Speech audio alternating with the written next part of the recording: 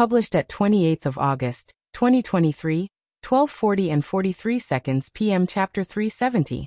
Chapter 370. Goodbye. If audio player doesn't work, press stop then play button again. Chapter 370. Goodbye. Generally speaking, Yuezheng and Yuezheng Shao were very satisfied by what happened. They enjoyed the landscape, hunted, ate good food and started a new business plan.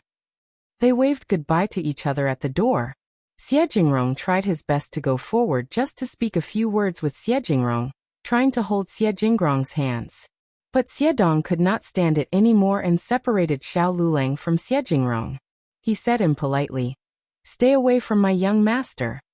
Yuezheng glanced at Yuedong and said calmly, Okay, do not be so rude to brother Shao's cousin." Hearing that, Xiao Xian almost burst out in laughter. Yuedong apologized.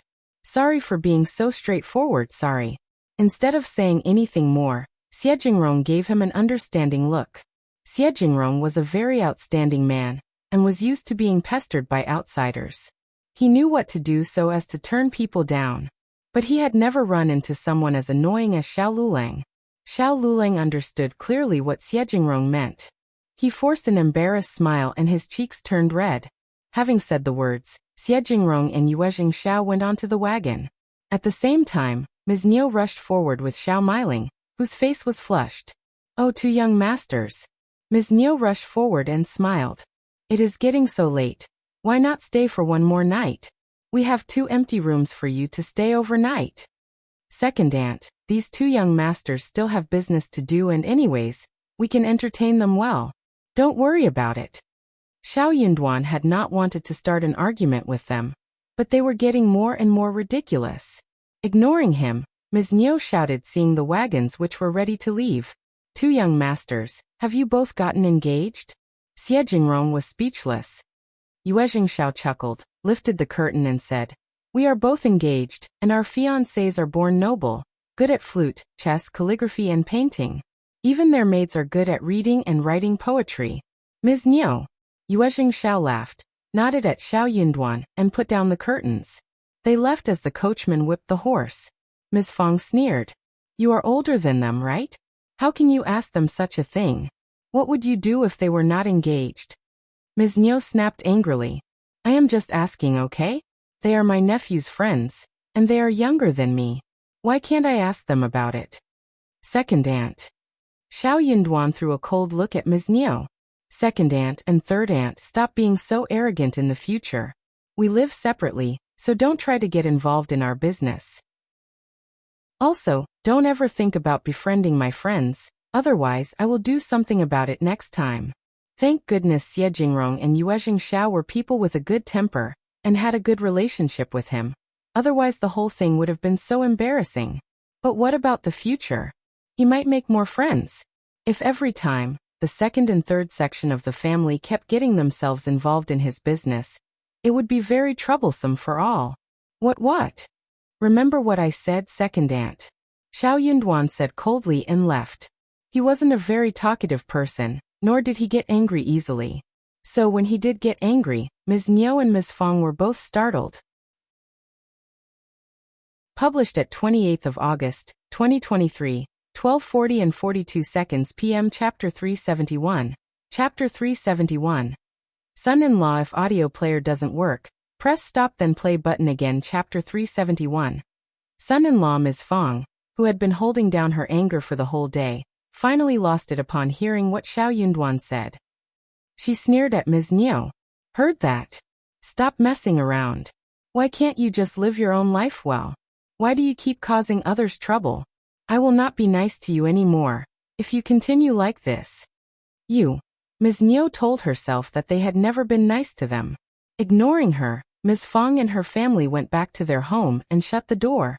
Ms.Mi said furiously, "What are you so angry about? You are just mean people who get lucky. What is the point of being so conceited just because you have got a rich daughter-in-law?" Ms.Mi mumbled and left hesitantly. She was totally disappointed.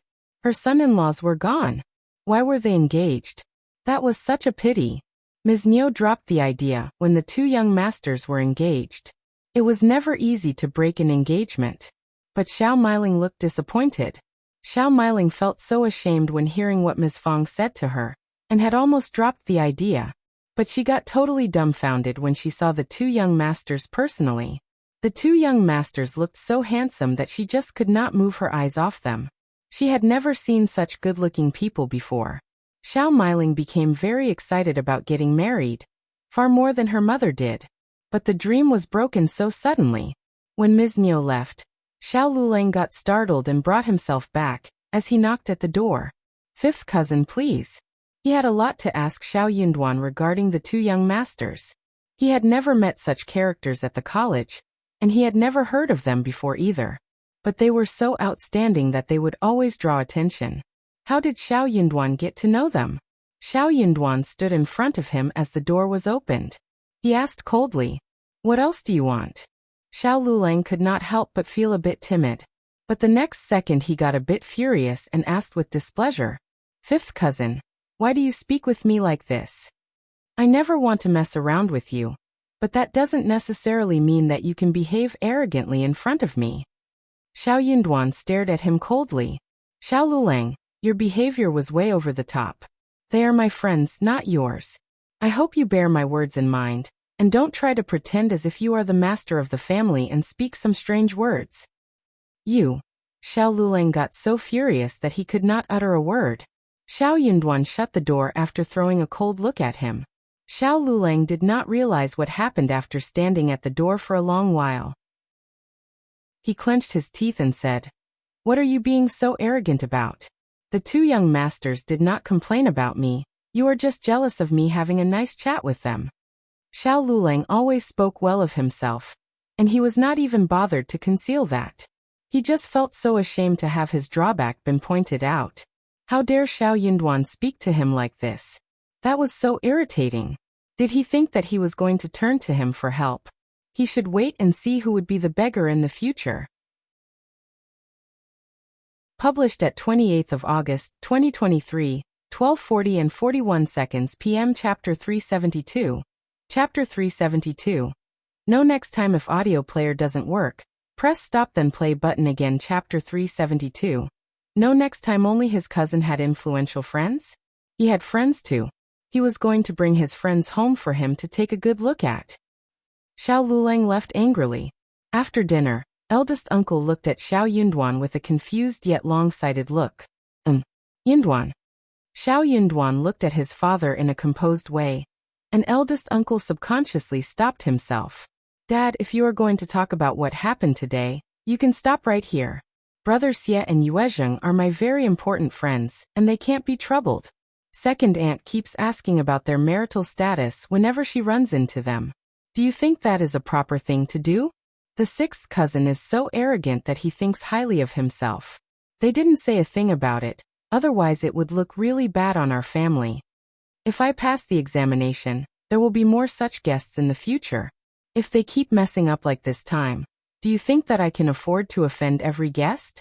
Not everyone is so good-tempered like Brother Xie and Yuezheng. I am letting you know there is no next time. If they continue to act like this, we'll drive them away without any negotiation." Having said that, Shao Yunduan left with Qiao Xian. If his relatives behaved like that all the time, he would lose all his friends and have his reputation ruined. Also, if he passed the examination, the guests might not be here for real friendship, but just for connection and reputation, which should be regarded with even more care. If those relatives kept behaving like this, something bad would definitely happen sooner than later. Shao Yunduan did not care about their behavior in the past, but they kept giving him trouble again and again. Eldest uncle realized that his son was very angry this time, and he felt quite guilty and almost didn't say anything. But when thinking about the whole family, eldest uncle felt perturbed, so he added, "Yunduan is getting more and more irritable. Second sister-in-law didn't behave well, but she loves her daughter. Anyways, I will speak with her about it." Liulang is also a learned person, and he was simply sitting there entertaining the guests. Ms. Fong sneered. "Ms.Mi is totally shameless. If I had not stopped her, she would have taken Miling straight to the two young masters. She even suggested that Miling should take care of them. That sounds so horrible. I felt so embarrassed by her. How could she have done something like that? You have totally spoiled her. Let me tell you, if they ruin my son's business, I will kill them all. Eldest uncle's face changed. How could that be possible? Also, Liulang, honestly speaking, is so stupid and old-fashioned. He can't read or do any work, but he pretends as if he has read a lot. Who would even want to talk with him? Letting him receive guests? He came over without being invited, and he drove Yuezheng away, because he thought he was the owner of the house. I got so disgusted by how he tried to suck up the two young masters. They could not even eat a comfortable dinner. They love talking with you privately, so you can tell them that they should stop being so disgusting. Eldest uncle. He was both angry and sad. How could they behave like this? After the guests were gone, Xiaoxian, Ms.Mi and Taotao started to make lip balms again. They had little beeswax remaining, and they finished making lip balms within a few days. After this, they were going to resume making lipsticks after the end of next spring, when they harvested honey and got the wax. Xiaoxian was not in a hurry. Rare things were always precious, and she had made it with her own special skills. No one would be able to steal her market, even when she ran out of stock. Instead, people would crave for them more than before. Published at 28th of August, 2023, 12:40 and 40 seconds p.m. Chapter 373. Chapter 373. T-Seeds. If audio player doesn't work, press stop then play button again. Chapter 373. T-Seeds. She had more than 10,000 liang, and when the lip balms were sold out, she would earn 12,000 liang in total. She had so much savings. Xiaoxian also gave money to her family after selling the lipsticks and lip balms. Ms. Fang received 100, and the others obtained more than 10 liang. Everyone present had made efforts and worked carefully and hard for her. What she needed to do was to teach them how to do the work, so she could let them be on their own. That saved her a lot of trouble. And for that, she offered them good profits. When lipsticks were done, Qi Taotao, Shao Sanlang and Yang Xiaoni went into the mountains again, to find the creeping figs. She decided to buy some more land at the Zhang village to plant the creeping figs. But the fruits would not be harvested until autumn. They would need to find some more fruits to open the dessert stores. If the wild-growing creeping figs were not enough, then the opening of the dessert stores would need to be postponed. They could sell other desserts to start with, but the first reactions would not be that striking. The crystal-clear jelly was not only good in appearance and in taste, but also had strong plasticity. It could be paired with crushed nuts, fresh fruits, syrup, milk and many other things. Even Yuezheng and Yuezheng Shao had never seen it before. Therefore, the jelly had to be used as the top-selling item for the store. The creeping figs were climbing plants, and they were growing in a large area. Xiaoxian used her superpower and saw a big patch of it. They spent more than 3 days getting all the fruits home from the deep valley. They were all so motivated to get those fruits home, because they could be used to produce such excellent dessert. Finally, they had quite a lot in stock. Thinking that the tea trees they had planted should ripen by this point, the whole gang went to pick the seeds of tea together. Xiaoxian was going to store the seeds for the next spring, so she could cultivate the buddings and do the transplantation. She was going to use her superpower to make the trees grow faster, better and healthier, which solved all the problems of transplantation that everyone else worried about. She was going to dig some buds from the mountains for the land, which would need to be expanded. When the planting was done, they could just wait to receive the money.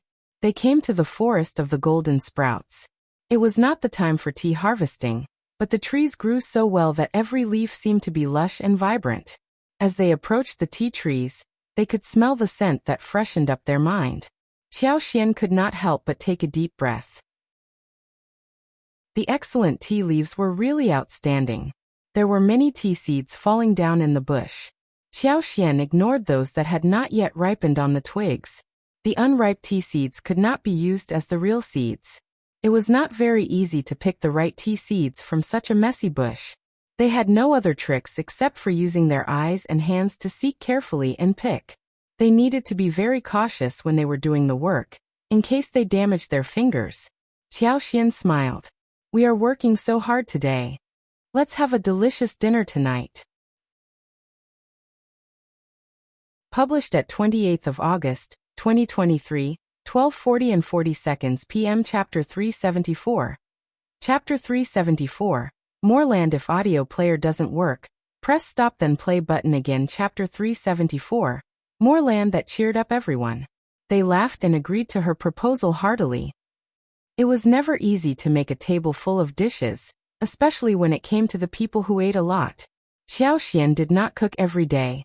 Normally it was Ms. Su and Yang Xiaoni who cooked, and Tao Tao helped. Now Ms. Zu's cooking skills had improved a little, mainly because she was willing to put seasonings, and knew how to put various condiments such as oil, salt, sauce and vinegar together. In addition to the vegetables in the yard, there were also dried bamboo shoots, various dried mushrooms and fish, shrimp, meat, tofu and other delicious ingredients that were cooked over a fast fire, and the taste would be equally good. Xiao Xian had thought that the seeds could be picked within one day, but the time was limited, and she had to postpone the work of golden sprouts. It seemed that they needed to work one more day to pick the lavender. After around a week, when a new patch ripened, they could come and pick it again. That was very troublesome, and the harvest was full, so Xiao Xian made a calculation, and found that there should be at least 20 or 25 kilograms of it. The seeds were raven, plumpy, oily on the surface, looking really good. Xiao Xian could easily feel that what was hidden under the shell was full of liveliness. They did not stay late in the mountains. By the time they went home, the sun was just setting. They gathered the seeds, and after taking a shower, Xiao Xian started to make the dinner. She had already put dried shrimps and dried hairtail in hot water, and now they were ready.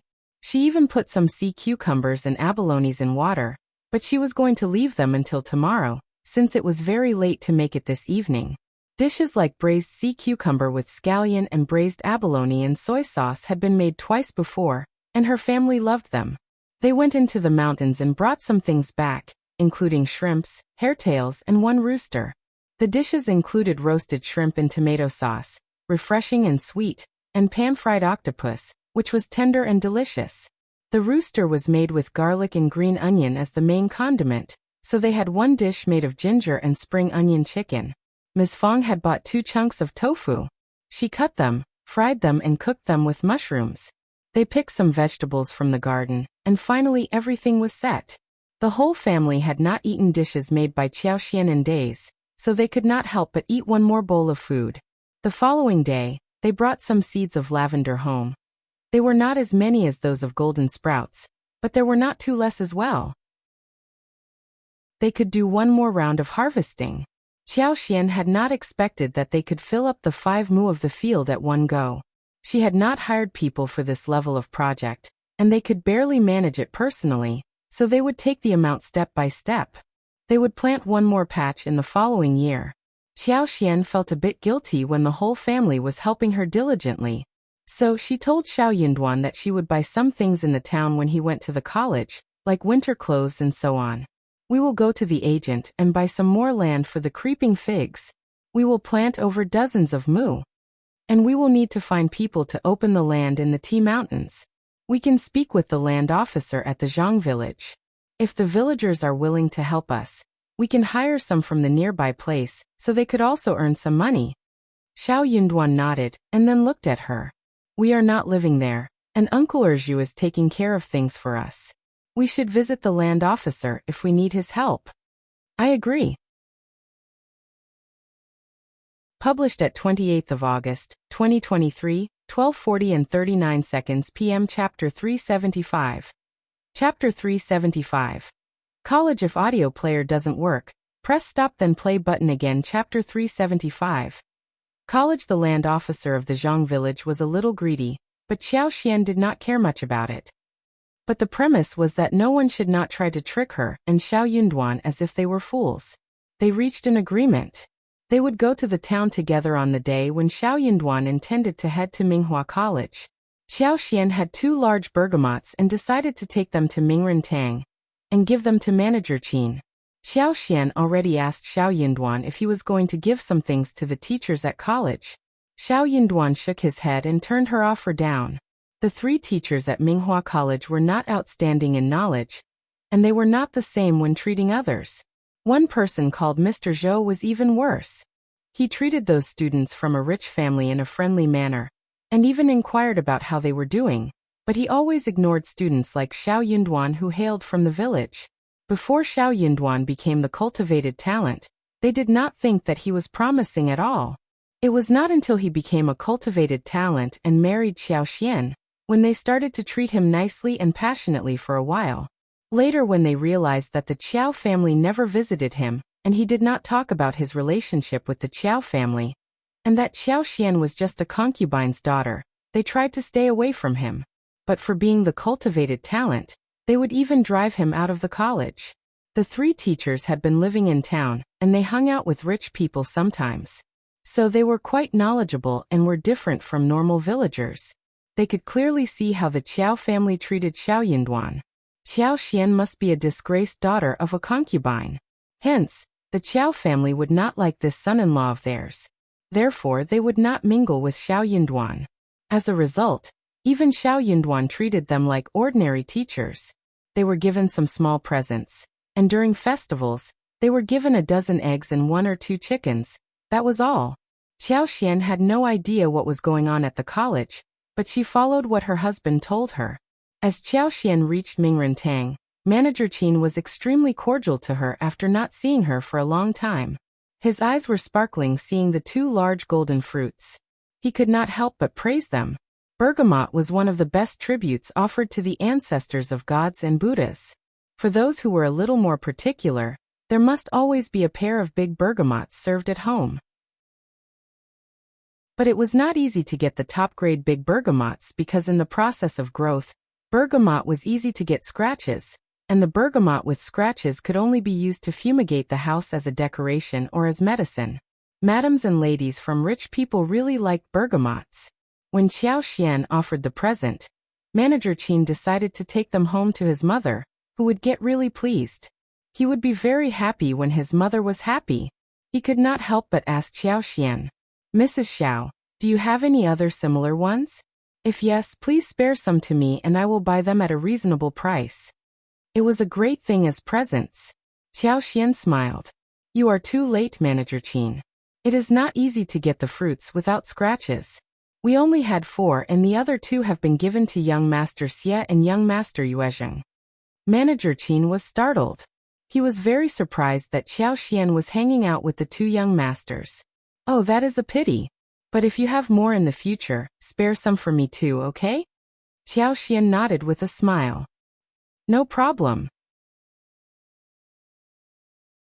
Published at 28th of August, 2023, 12:40 and 38 seconds p.m. Chapter 376. Chapter 376. The Creeping Figs. If audio player doesn't work, press stop then play button again. Chapter 376. The Creeping Figs. Manager Qin laughed and thanked her. He was not going to steal the fruits from young Master Xie and young Master Yuezheng. They had a small chat, and after that Xiao Xian went shopping. She went to the cloth shop first, and bought a lot of fabrics suitable for cutting clothes in autumn and winter. The ones she had bought in the province were not meant for winters. After that, she paid pageboys to deliver them to Mingrentang, which the pageboys agreed to. She also bought some skincare products at the cosmetics store. Lipsticks were already very popular, and Xiao Xian overheard some rich ladies and madams talking about lipsticks at the store. The women were greedy for the lipsticks, and they kept urging the manager to see if she could get some samples from the province. Even paying 7 liang for 1 lipstick was okay for them.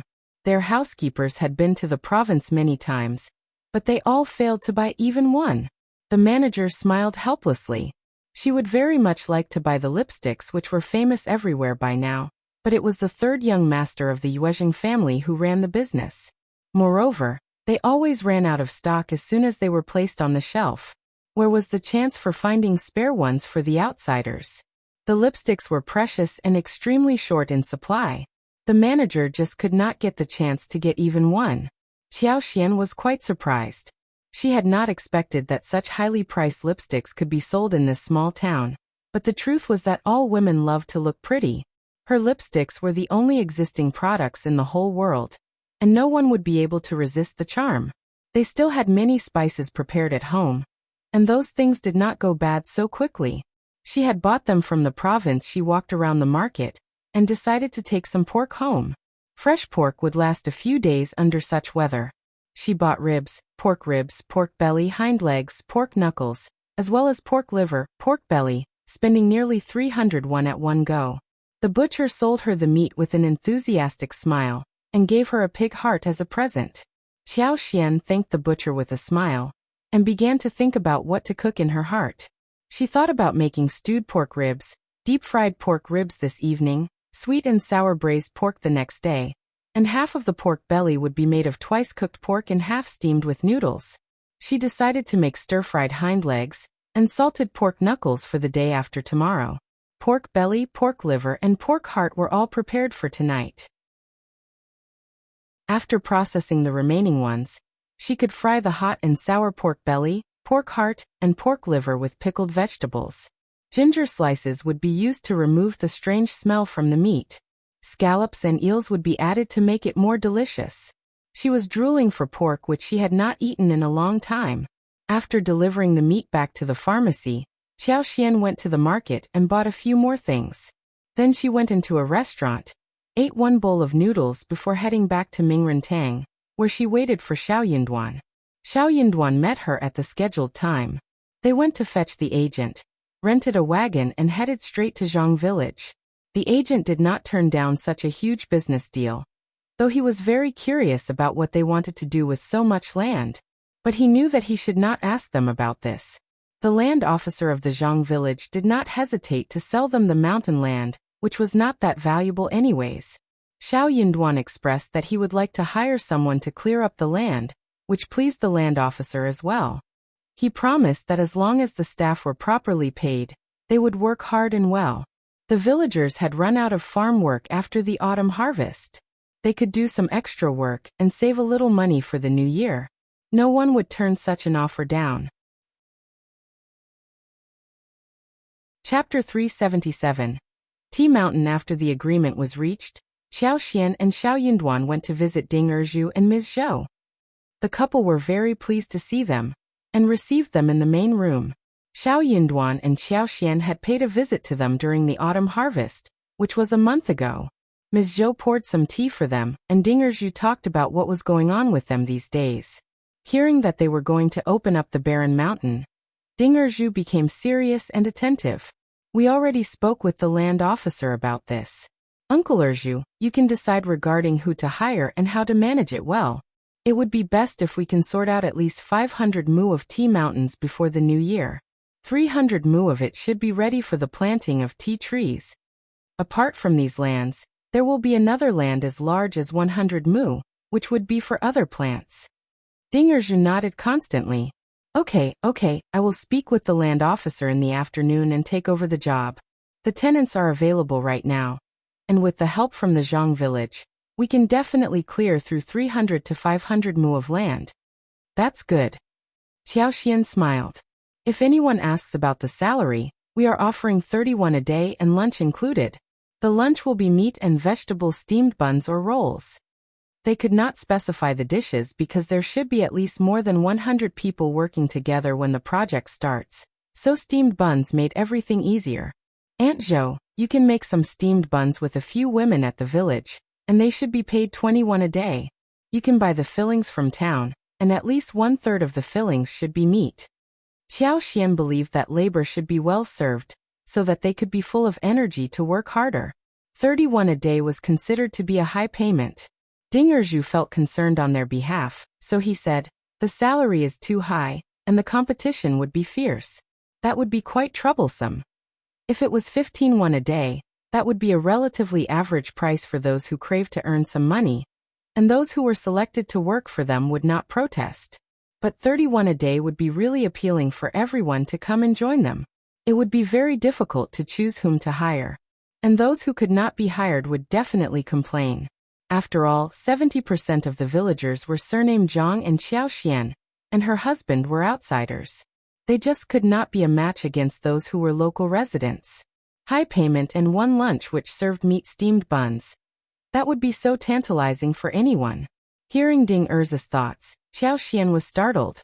She had just felt that the work would require a lot of energy, and 31 per day was something within her budget. But Ding Erzhu knew more about how those farmers were thinking. Shao Yunduan looked at her gently and smiled. He knew pretty well what his wife was thinking. 31 a day is a bit much. What about 21 plus lunch? But we need to set a rule, like 2 steamed buns with fillings and 2 pure steamed buns. 1 steamed roll for each worker. Those who don't take lunch would get extra pay. The size of steamed buns with fillings can be as big as that available in the market, while the steamed buns and rolls can be larger. It should be enough for 1 adult for lunch. Xiao Xian smiled. Okay, that sounds great. As for the workers, each tenant's family can offer 1 person, and we would hire them all. Chapter 378. Hiring. Apart from the tenants, there should be at least 100 households in Zhang Village, right? Just see how many of them want to join the project. If everyone wants to be part of it, then we can only divide them into 2 batches, 1 for every other day, and only 1 person is hired from each household. Shao Yunduan added. We only need strong young men, and other people can join if a family doesn't have strong young men. Ding Erju nodded and said with a smile. Okay. I understand what I should do after hearing your plan. 21 a day with lunch. That is tempting for everyone, except for those who are too lazy to work. The 3 of them talked more in detail, regarding how to separate the groups and exclude those who were lazy at work but active in eating and getting money. Gradually, everything was sorted. Shao Yunduan and Xiao Xian would come to them again after 3 days, when Ding Erju and the land officer completed the final deal. If all went well, the project could start real soon. Xiao Xian looked at their house and smiled. This house is okay for the moment, but not for the winter. We need to have someone watch over the tea land, and to have grain stored and the creeping figs planted. We will need to have 1 place for that. When the tea trees are done, we will build a huge house here and both of you can move in. Ding Erju and Ms. Zhou had been thinking about going into the town and buying some paper to add to the walls of this wooden house. They even thought about saving some money to buy coals and blankets and make some thick winter clothes. But Xiao Xian started to talk about building a house. Xiao Xian had mentioned it once before, but she and Shao Yunduan never mentioned that again, so Ding Erju and Ms. Zhou did not take it seriously. Maybe they had some other plans and decided to leave this one aside. After all, Xiao Xian and Shao Yunduan did not owe them anything. They needed to solve their problems themselves, rather than wait for the new house to be built. Hence, they were both shocked upon hearing what Xiao Xian said. Shao Yunduan added his view as well. It is time to have it built, otherwise it would be inconvenient. Yeah, I want to dig a pool to raise fish and plant lotus roots too. Ding Erju felt quite embarrassed. Alright then, we will move into the new place, thanks to you again. When we have more money in the future, we will build 2 more rooms. Xiao Xian smiled. Just live here if you want to and we will build the house next to ours, which is very convenient. They had a son and they could not possibly just live in the house which Shao Yunduan and Xiao Xian built. So for a long-term plan, they still needed to build one for themselves. Ding Erju smiled brightly and nodded. Ms. Zhou was very glad as well. Before the couple left, Ms. Zhou asked Xiao Xian, Dear niece-in-law, can I ask my mother to help me with steaming buns? Tu is still too young to go about by himself. And I need someone to watch out for him in case he runs into something unpleasant. Ms. Zhou was a mild person, but her mother was not so gentle. Ms. Zhou needed her mother to back her up. If the women who worked took them at will, or their children came to fetch them, or even the children from the village offered the eagerness to fetch the steamed buns, Ms. Zhou would be too timid to say no. Xiao Xian smiled. That is a good idea. I was worried whether you could spare more time and energy into it. It would be good that your mother comes over. The land officer's wife could help as well. Both your mother and the land officer's wife can earn 31 a day, and you will be paid monthly, which is not included in this. Chapter 379. Uncaring Ms. Zhou let out a sigh of relief and said with a smile, I don't work that much and I am still getting paid. Now that I have work to do, I can't get extra payment this time. Xiao Xian laughed. You have helped us a lot. Without your help, we would not have harvested the rice so smoothly. The tenants had no idea who on earth Shao Yunduan and Xiao Xian were, except that they were from outside the village. But for the couple who watched them doing the harvest, They might not have been honest in their efforts. Some might even have harvested some to their own home first. But during the harvest, there was always someone who was watching them work. Ms. Zhou and Ding Erju were both quite embarrassed. That is what we ought to do. After Qiao Xian and Xiao Yunduan left, Qiao Xian still believed that the payment was quite low. She smiled at Xiao Yunduan. If all goes well after we are done, we can even give the red packets to each laborer. I think 51 should be good enough. What do you think? Xiao Yunduan nodded and said to her, you can spread the news around, so they may work harder for that goal. Qiao Xian's eyes brightened as she chuckled. Yeah, they should be motivated enough not to cause any trouble or allow anyone else to cause trouble. Shortly after Qiao Xian and Xiao Yunduan were gone, Ding Erju went to visit the land officer of the Zhang village. The land officer always believed that Ding Erju was Qiao Xian and Xiao Yunduan's relatives, so he treated him very politely. They had a very smooth and happy conversation during the deal. Qiao Xian knew that the local hooligans had some reputation in the village, and the land officer of the local area should be given some extra benefits for containing them. When the land officer got the benefits, Qiao Xian would get him to hire the villagers to work for him, so he could be pleased too. Qiao Xian and Xiao Yunduan went back to the town, fetched what they left at manager Qin I's place and headed home. Bull cart was a bit slow and Qiao Xian smiled. When the new house is built, let's buy a donkey cart for faster traveling. Xiao Yunduan nodded. When the new house was built, they would have a lot of space to put the donkey cart as well. They could not think about buying a wagon, since it was quite difficult to obtain. Even those rich people in town would not be able to afford a horse sometimes. When they went back home, they shared the presents with the whole family. Those presents were of different categories, including clothes, food, and daily necessities. Ms. Fong smiled with a sigh. We all have savings, and we can buy what we need ourselves. You don't have to buy us anything. You and Yunduan should save money for future use. Ms. Fong firmly believed that her son would make it to the next level and his studying would cost a lot of money. Qiao Xian smiled. Don't worry, Mom. We barely spend any money, and we have savings as well. Also, we are making a lot of money too, right? Ms. Fong chuckled. True, and that is all because you helped us with it. Ms. Su was very delighted. She had been thinking about making winter clothes, either with her own money or the shared savings. But Qiao Xian had brought so many materials home, even cotton. That saved her a lot of money. Young Xiaoni was glad too. She placed the garment on herself, asking her husband if she looked nice. Chapter 380. Unwatchable. Shao Sanlang nodded and kept speaking highly of his wife's good looks. Young Xiaoni felt bashful. Her cheeks were flushed but her eyes were sparkling, and she smiled brightly. Ms. Fong did not look at them while the rest pretended not to have seen the whole episode. The couple had always been like this and the rest of the family was used to it by now. 3 days later, Qiao Xian and Xiao Yunduan went to the Zhang village with the required money. They finalized the deal with Ding Erju, Ms. Zhou's mother, land officer and his wife regarding opening the barren land. All the villagers at the Zhang village were glad about this project, and almost every household applied to work on it. So they were divided into 2 batches and took turns in doing the labor work. The land officer received a huge red packet, and he was highly motivated. He said that he was going to watch over everybody so that nobody would get lazy during the work hours.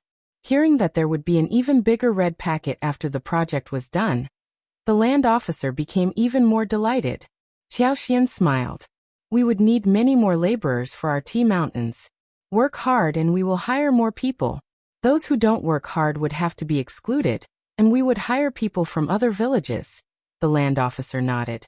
Don't worry, we are all down-to-earth people and we will work hard. I will get rid of those sneaky ones for you.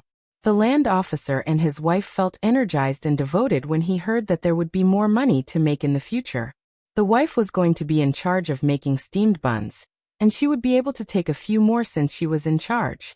That was such a great deal that should not be let go of. No one would allow anyone to make trouble about this. Most of the workers were those who needed such temporary tasks. Seeing that Qiao Xian and Xiao Yunduan were able to afford the land, they suspected that they had some mysterious and powerful supporters behind their back. thus not daring to cause trouble for them. So soon the work started full-fledgedly at Zhang village. The first morning was a bit chaotic, but at noon everyone queued up and got to eat steamed buns. Not only were they big, but the meaty buns were really full of meat when they took a bite. Everyone finally believed that the owner didn't lie, and the wages must be the same. So they were definitely going to work hard to earn the extra red packets of bonuses. They worked obediently and occasionally. There were a few who got lazy, but before Dinger Zhu and the land officer's son reprimanded them, and everyone slowly straightened out. Everything went well. No chaos appeared, generally speaking. Steamed buns were steamed on a temporary stove in front of Ding Erza's house. Needless to say, the 7 working women and their children who came to have fun ate together at noon. Also, the other children came to the stove as well around lunchtime. They were all drooling for the steamed buns by the time they were cooked. Not every household was able to afford to eat steamed buns like these. Xiao Xian wasn't an unscrupulous person. Although the flour used to make steamed buns was not the best, it was still quite good. The authentic flour was steamed in a big steamer, and it gave out a strong fragrance. The land officer's wife did not want to offend the fellow villagers, so she could not do anything about the situation. She could not even drive away people who were queuing up for the steamed buns. Ms. Zhou was not capable of turning them down alone. But Ms. Zhou's mother used a huge basket to hold steamed buns and rolls, and gave them to each child until the basket was emptied. Those who failed to get the steamed buns could queue up the next day. Chapter 381. Almost the children left cheerfully after they ate, but those who did not manage to get the buns refused to move. Aunt Zhou, Ms. Zhou's mother, coaxed them away and asked them to come back earlier next time. Some women could not help but complain. But we have so many left, let's just give them one. Aunt Zhou said. The owner is too kind-hearted, but we can't just indulge ourselves. They make money with hard work too. 40 steamed buns for free every day. That is so generous of our owner. How about we not offer any starting from tomorrow, so we all save trouble? The woman said with a smile. No, you are right. Our owner is already generous enough, and I should not have said such a thing. If the 40 free steamed buns and rolls were gone because of what she said, many people would blame her for being nosy. Her intention was to show her generosity through others' generosity, but she did not want to ruin what existed right now. The woman regretted so much as not to say such a thing. The land officer's wife could not help but add. Aunt Zhou is right. We need to stick to the rules. Our owner is so generous and kind like no other. We can't just get carried away and offer free food for our children too. We need to be reasonable, since we are being paid well. The others nodded in agreement. Not everyone was able to eat steamed buns throughout the year. But for the owner's agreement, Aunt Zhou would not have done so. If they offered more than they should, they might offend people and get complained about. Maybe all children from the village would hear about it, and come to fetch the free steamed buns. What should they do then? Moreover, who would pay for the extra steamed buns? A few days after this happened, Xiao Xian and Shao Yunduan came to check on the situation, and Aunt Zhou told them about this.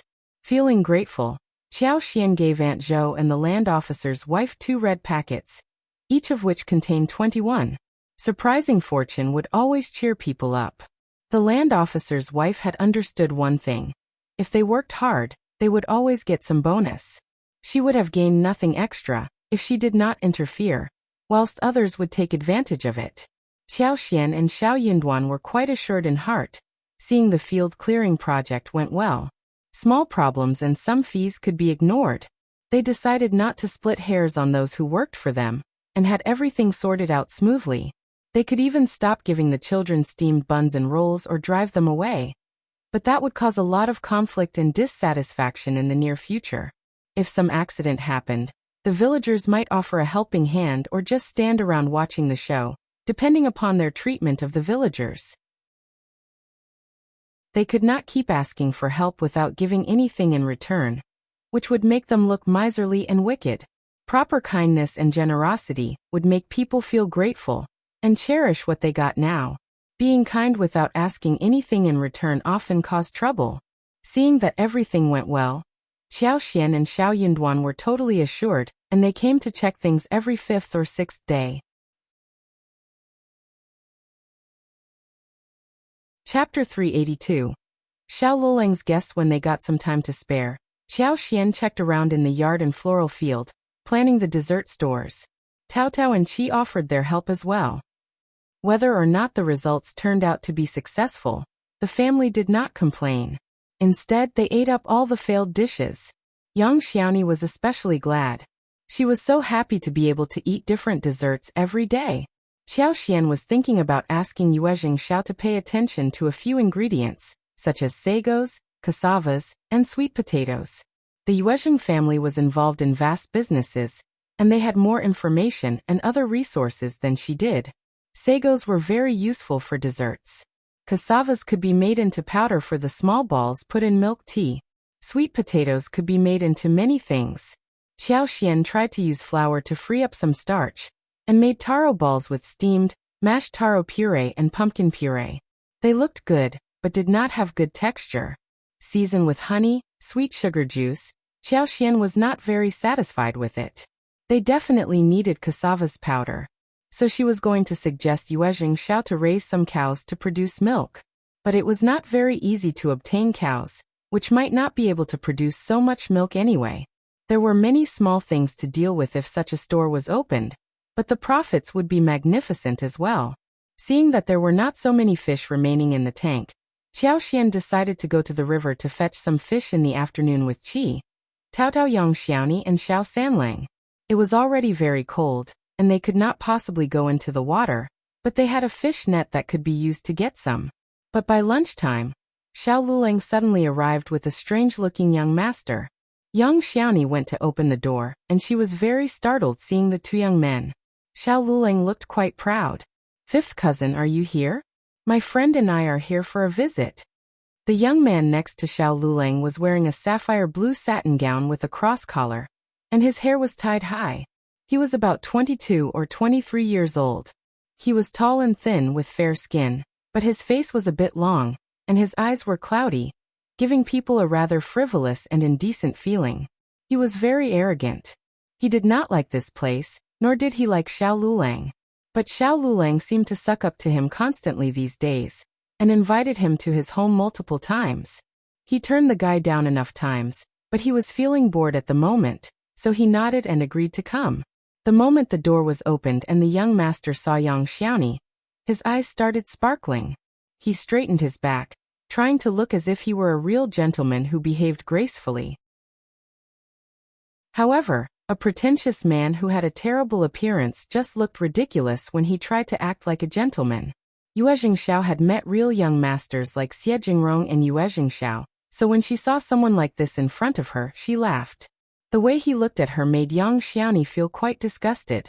Yang Xiaoni was a very sensitive woman, and figured out that this was not a good man at all. But this seemingly elegant man smiled at Yang Xiaoni, who got startled, and took a few steps backwards. The young master laughed even more proudly seeing her behavior. He thought that Yang Xiaoni was just feeling shy. Yang Xiaoni turned around and left directly, ignoring Xiao Lulang completely. Chapter 383. Proud. The young master smiled even more proudly when he saw Yang Xiaoni's retreating figure. Xiao Lulang frowned but then smiled at the young master. "She is just a countryside woman who doesn't know how to behave. Don't get angry, okay?" Young Master Zhao was not mad. Instead, he looked sleazy and laughed. "Who is that?" Xiao Lulang had always been trying to suck up to young Master Zhao, who never spoke to him of his own accord. Hearing his question, Xiao Lulang said, "My cousin's wife." He could not help but complain. "She is from the Yang family. Her brother and sister-in-law are such horrible people. Our family should not have married someone like this. But my cousin fell for her, so he insisted on marrying her, no matter what." Xiao Lulang shook his head and said disdainfully, "My cousin is so simple-minded. He just likes her look, not anything else about her. So stupid." Young Master Zhao laughed as he thought of Yang Xiaoni's looks. He smiled. This girl did look very pretty, and it was quite normal that she could fascinate some men. But what a pity that she married a countryside man. It was like putting a beautiful flower upon cow dung. Hearing Xiao Lulang coming in, Miss Fong came out of the room and frowned at him. What are you doing here, and who is this man? Miss Fong glanced at young Master Zhao and felt disgusted inwardly. This man looked so pretentious. She was experienced enough to understand immediately what young Master Zhao was like. Xiao Lulang looked very proud. Young Master Zhao is the second young master of Master Zhao in the city, my fellow classmate at the college. He is here visiting me, and we came over to talk to my fifth cousin. Xiao Lulang looked so proud as if he were showing off. Look how generous he was to have brought his friend with him. He was sharing his friend network with Xiao Yinduan. Miss Fong did not get what Xiao Lulang meant. She did not like this young Master Zhao, but they were here after all, so she could not drive them away. She asked Qi to fetch Xiao Yinduan. She was thinking about speaking with Yundan not to talk with this man too much, because he looked absolutely ill-mannered. Xiao Yinduan was reading in the room, and Xiao Xian, Tao Tao were in the yard working. Hearing the sound of door knocking, Xiao Yinduan walked and was surprised to see young Master Zhao. He knew this man for sure, the younger son of Master Zhao, and Zhao Ming's brother. Zhao Guanghua was studying at a college in the province, and did not come back until the beginning of the year. News spread that he came back home because he had a fight at a brothel with someone, and he got so humiliated that he just could not face anyone there anymore. He was expelled from the college, and was forced to return home. So here he was. He was a very arrogant man. Just because he studied at a college in the province, and had no one with the same background in this place, he believed that he was the best and the only worthy one around. Chapter 384. Evil Plan. The Zhao family was one of the richest families in the local area, and many people were always trying to suck up to them. But Xiao Yunduan was not one of those. In his opinion, Zhao Guanghua's appearance surprised him but did not please him. On the other hand, Xiao Lulang was feeling quite proud. Brother Zhao is here to visit me, so I am showing around. Xiao Yunduan said inside his heart. Thank you very much, damn. He did not intend to receive Zhao Guanghua at his home. He was not a well-mannered man, considering he had a fight with someone else for some woman at the brothel. Most importantly, he did not want him to see Qiao Xian and Tao Tao. Xiao Yunduan greeted politely and said, We have many people at home, sixth cousin. We can have a chat at your home. I would like to have a chat at your place, brother Xiao. Zhao Guanghua still dreamt of meeting young Xiaoni again. If he could stay, he might see her again. He did not intend to do anything else right now, but he was always attracted to beautiful women. As he thought about how favorable he might look compared to the farmer she married, he believed that young Xiaoni was definitely going to love him deeply, and regret having gotten married so early. In this way he would feel really satisfied and proud. If he could at least speak with young Xiaoni, then he would be content and feel a little smug. Xiao Lulang also intended to go home, but hearing what Zhao said he replied, We can definitely sit at your home to chat. Cousin, you would be very happy, right? Xiao Yunduan frowned. We have no good tea to serve young Master Zhao. So please young Master Zhao, this way. Xiao Yunduan held his cousin's arm and walked outside when he and Xiao Lulang both left. That man should not stay as well, right? Hey you, Xiao Lulang, who had intended to protest, got startled seeing Xiao Yunduan's cold look. He was dragged away wordlessly. As they walked out of the yard, Xiao Yunduan glanced back at Zhao Guanghua and said, Please hurry up, young Master Zhao. He did not even wait for him to join him. Zhao Guanghua had no choice but to follow. He felt quite annoyed not to have been able to flirt with the beautiful girl he had drooled at. For now, he had no choice but to leave. He just did not have the reason to stay here, when the owner was gone. Zhao Guanghua glanced at Xiao Yunduan, and asked ironically, Yunduan, you are not trying to drive me away from your house, right? Of course not.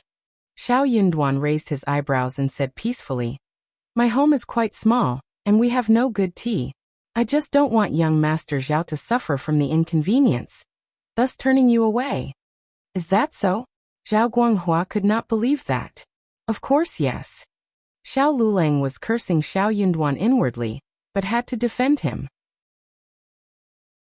Brother Zhao, honored guests like you always light up someone's home. And my cousin wishes that you could be here, but he is quite stubborn, so just drop the idea. Zhao Guanghua thought for a while. He did not think that there would be anyone who would refuse to hang out with him, given his background. He might have overthought about this. He smiled. Oh, okay, my bad. It is okay without tea. I am not that particular. We can do that next time, okay? Chapter 385. Not to his home. Xiao Liulang kept saying yes, but sneaked a look at Xiao Yunduan. He felt quite sour inwardly. He had tried his best to get young Master Zhao to his home, but the esteemed guest became more interested in Xiao Yunduan instead. That was really annoying. Xiao Yunduan could not help but feel a bit worried. He could not understand Zhao Guanghua's purpose of trying to befriend him and wanting to visit his home. Then he thought of how his sister Zhao Ming was hanging out with Qiao Wei, and he suspected that he might be here digging around seeing what happened to Qiao Wei. The elder Miss Qiao was so annoying. The more Xiao Yunduan thought about this, the more he believed that it was the truth. Xiao Yunduan did not trust him that he was here to visit his cousin, so he was not going to let him get close to his own home. He had accompanied Qiao Xian to the Qiao mansion, and he knew that Qiao Xian pretended to be very obedient and quiet, honest in front of the family. She didn't even get mad even when she was laughed at. If Zhao Guanghua saw how bright and stunning she looked, he might leak that news. So Xiao Yunduan sped up. At the third section of the family, Ms.Mi had just killed a chicken and was getting ready to cook. Seeing Xiao Yunduan coming over, she got very displeased, but she did not dare to say anything and just glanced at him. Xiao Yunduan had not noticed this since he was thinking about Qiao Xian all the time. Xiao Yunlang tried his best to suck onto Zhao Guangna, who did not bother to respond that often while Xiao Yunduan was mostly silent. The three of them were killing time in this way. Xiao Yunduan had intended to leave before lunch, but he was worried that Zhao Guanghua would move to his home with an excuse of saying goodbye, so he stayed. Ms.Mi could not stand it anymore and forced a false smile. Yunduan, aren't you going back for lunch? Xiao Yunduan smiled. Sorry that I have to trouble you today. Ms.Mi. Xiao Liulang did eat at the first section of the family's home the other day, and he still remembered the amazing food. Also, he just could not drive away Xiao Yunduan at this point. So he stopped Ms.Mi directly. Ms.Mi had always adored this precious son of hers, so she said nothing more even though she was annoyed. She just left with a twisted face. Soon the dishes were served. Ms.Mi was quite terrible at cooking. The chicken was so roughly made, okay looking, but was the only properly prepared dish. The other two vegetable dishes did not have any oil. Xiao Yunduan stopped after moving the chopsticks symbolically. He could not eat anything like this after trying the dishes made by Qiao Xian. Zhao Guanghua was the same too. He frowned after trying one bite, and could not stand the taste anymore. He was young Master Zhao, and he did not care about this badly cooked chicken. Only Xiao Liulang kept eating happily. He even told Zhao Guanghua to feel at home, without noticing that Zhao Guanghua already dropped the chopsticks.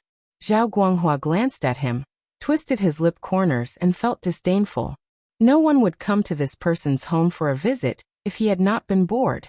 He did not deserve his visit. Zhao Guanghua was more interested in Xiao Yunduan and waited for him to speak with him. Xiao Yunduan was, however, silent all the time, and Zhao Guanghua could not help but initiate the conversation.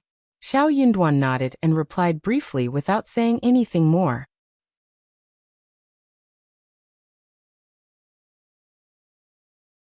Chapter 386. Jealous Zhao Guanghua felt even more bored. These two cousins were quite funny. One was overly passionate to flatter him, the other was completely silent.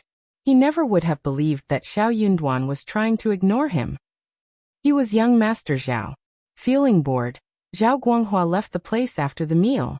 He was out for fun, and if he could not find it, there was no point in being here any longer.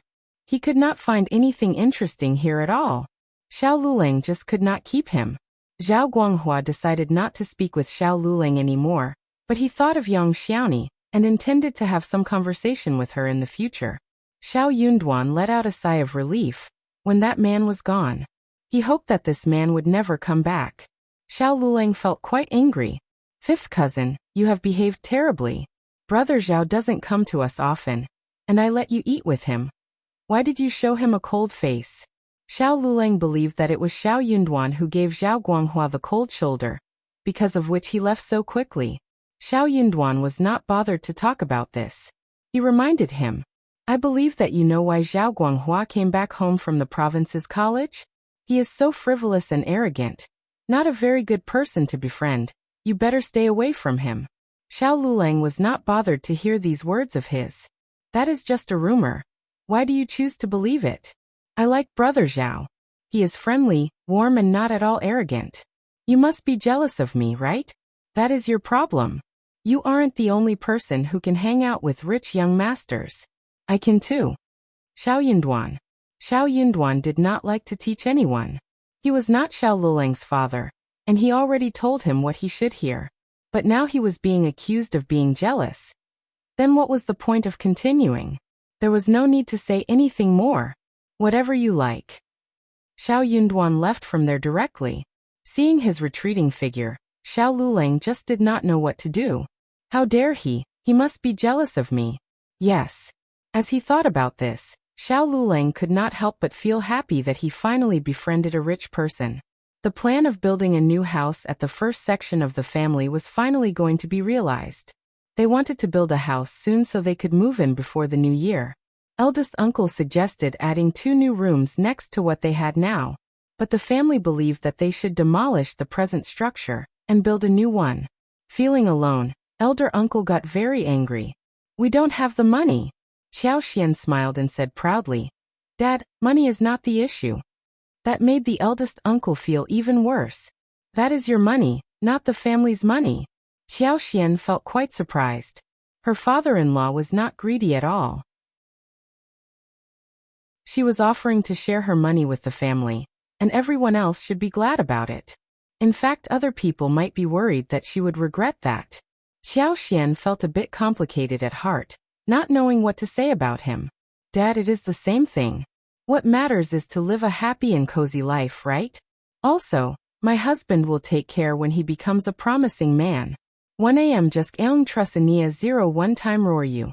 Or, my news Dana can give CNE money back to me later. The others nodded in agreement.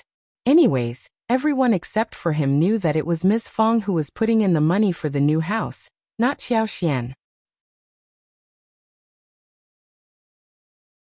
Chapter 387. Speechless, but they decided not to say anything about it.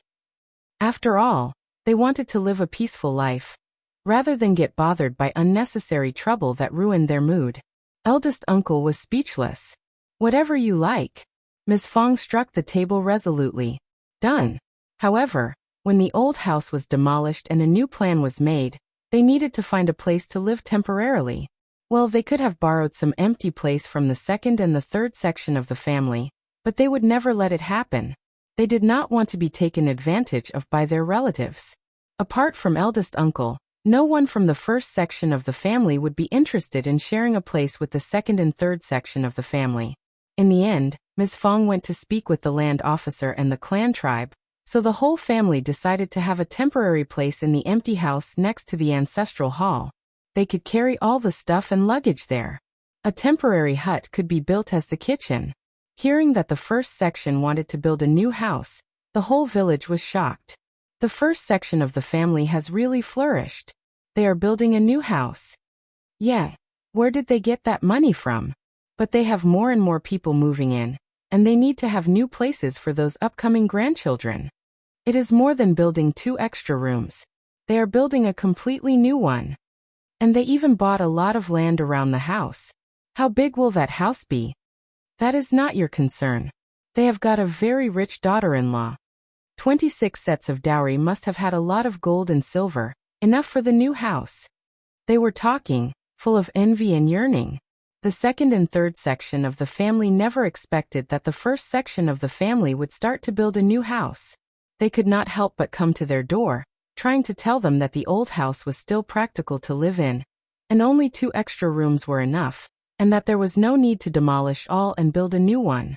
Obviously, Ms. Fong ignored their suggestion. When they learned that the first section of the family even bought 2 mu of land around the house in addition, they could not stand it anymore. Second uncle said, Eldest brother and eldest sister-in-law, how big will your house be? Why did you buy the land around the house? Do you have this much money? Ms.Mi felt so sour. If you can make money, please let us know about it too. We need a new house as well. Ms. Fong smiled and ignored them. They were in no position to tell her family what they should do. Eldest uncle could not reach his hand into Xiaoxian's money, and he could not make any decision regarding house building. So when his brothers came and asked him about it, he had no choice but to say that it was because the old house was too small for them to live in, and that they were doing this for their grandchildren's sake. When the second and third section of the family asked about how they made money, he stopped himself from saying anything further. He did not dare to tell them that Xiaoxian was paying half of the amount, and the other half was earned through selling valuable things. He did not want his brothers to blame him, but the second uncle found his silence even more suspicious. They believed that he must be hiding something, so they were not very happy when leaving the house. However, the house to be built by the first section of the family not only included more than 2 mu of land, but also covered the yard of the neighbor's house, a small vegetable garden, and a small piece of open space around the neighbor's place, which came up to a total of more than 4 mu.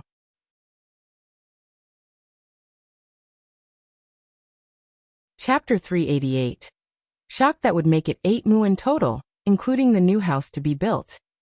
Then, including the 12 mu of Xiaoxian's garden, there would be 20 mu in total. That was 20 mu of land in total. The first section of the family would become the most wealthy family in the whole village. Well, the reason why the first section of the family was able to build this big house was originally because of the second and third section of the family. When the second and third section of the family divided the old house of the Shao family, they added some small houses to it. In this way, the first section of the family did not have any place to live. Hence, eldest uncle found an empty place at the boundary of the village, very remote and leaving a lot of empty space for what they could have now. The whole village was really shocked and they all got so excited. Honestly, when the neighbors were moving, they looked so happy. So the first section of the family must have given them a high price. Otherwise, who would be willing to sell the old house to outsiders and find an empty place outside the village to build new houses? However, the family was tight-lipped. They did not spill out a thing. They did utter a figure when forced, but no one believed that. Ms.Mi and Ms.Ma felt so annoyed and hurt. They believed that the first section of the family was bullying them. Everyone was talking about the first section of the family building a new house, and wondered how much money it would cost for them to build. Some irritable people instigated them again and again, asking Ms.Mi and Ms.Ma, "Your houses are very small too. Why don't you think about building a new one too? Yeah, your eldest brother and eldest sister-in-law have been taking care of you all this time, and they should share some of what they have got, right?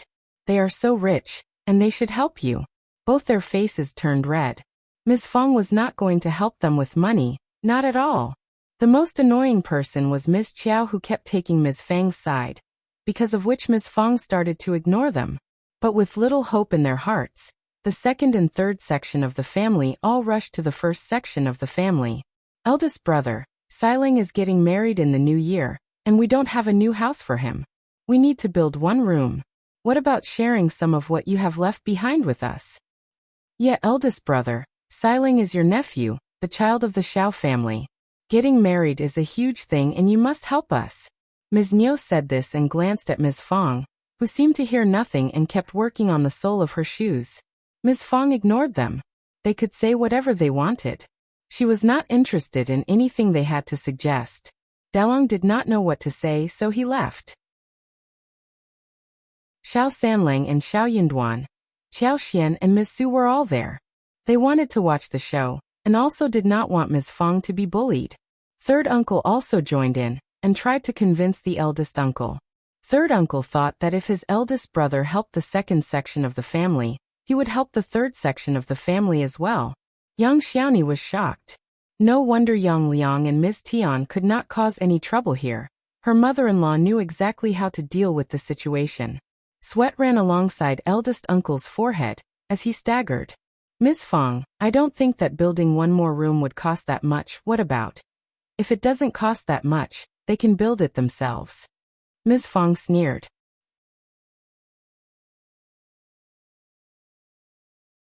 Chapter 389. Shockingly thick-cheeked. You are old enough to have so many grandchildren, and you still forced your old brother to pay you for your new house? How shameless you are. Second uncle and third uncle felt their cheeks burning. The words spoken by Ms. Fong were true and heart-wrenching. The children of the first section of the family glanced at them, making them feel embarrassed. But that was nothing compared to their jealousy and resentment. So what? Their eldest brother had been taking care of them for so many years, and there was no point in leaving them behind when they were living a happy life. Eldest sister-in-law, you are wrong. Eldest brother is capable now, and he should take care of us brothers. We were born by the same parents, and we should all live a happy life together, right? The children were all speechless. Sure, but they needed to create a happy life themselves. They were seeking advantage of them, but still trying to make themselves sound, as if they were being reasonable and righteous. Ms. Fong smiled. What about you taking your eldest brother to your home, so he can work for you and all the money he earns can be yours? All you need to do is to find him a place to live and feed him 3 meals a day. How does that sound? Second uncle and the others from the family were all stuck with words. Eldest uncle got so embarrassed as well. What are you talking about? I am speaking the truth. Look, in this way you can take care of your brothers so they can live a good life too. How does that sound? Second uncle and his people got furious. They did not want eldest uncle. They needed Qiao Xian's dowry. They stubbornly believed that the first section of the family was spending Qiao Xian's dowry, rather than assume that the first section of the family was earning their own money. Before they could respond, Ms. Fong smiled at eldest uncle. Look, your brothers dislike you. They don't want you to be there. Eldest uncle, third uncle said. Elder sister-in-law, stop joking around. We will be laughed at if that happens for real. You are afraid of being laughed at? How surprising. That was the end of the conversation. Shao Sanlang suddenly said. What about us building a house together? We have so much land, right? When the house is built, we can all live together and get to know each other better. Ms.Mi's eyes sparkled as she nodded. Yeah, that sounds great. Eldest brother, we are all a family. Yeah, we have a lot of space, right? The children of the first section were all shocked. These people were so shameless. So they wanted to wait until the house was done before moving in with them?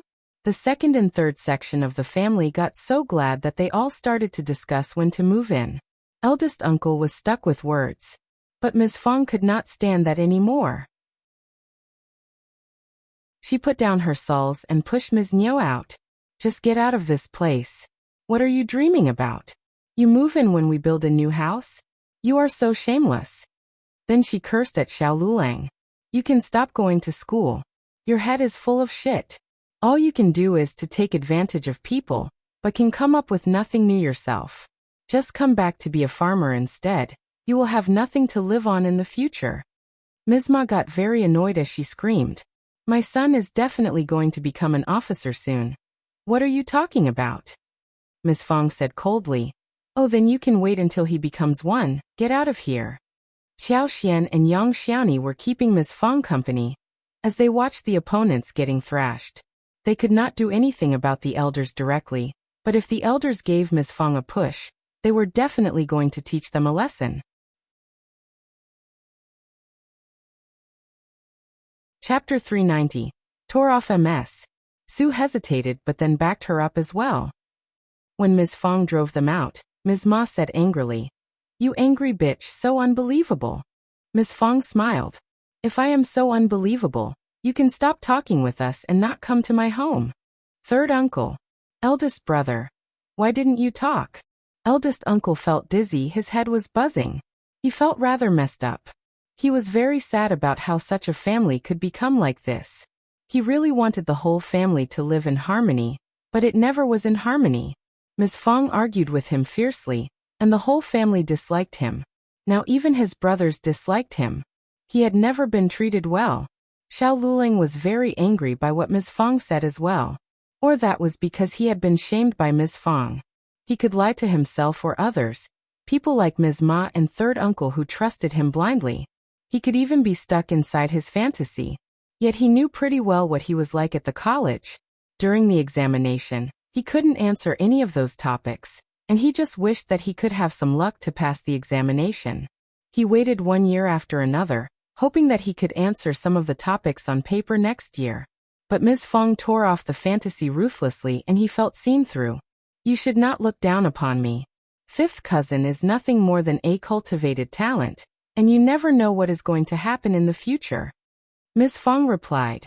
All right then, you can make a fortune and be an officer if you want. Don't worry about what we are doing in our family. Shao Liulang. After driving them out, Ms. Fong said to her children, Have you spoken with the workers? When do we start? Shao Yunduan responded quickly. We will tear down the house the day after tomorrow. Good. Ms. Fong smiled. Just hurry up and remove what we need to remove. We are not living here anymore. She glanced at this familiar-looking yard and house, sighing emotionally. I have lived here for so long and I don't feel like leaving. Xiao Xian smiled. Mom, when we move into the new house, you will definitely love it. We are going to use the best materials, and the house should be intact even in a dozen years. Ms. Fong smiled. That is great.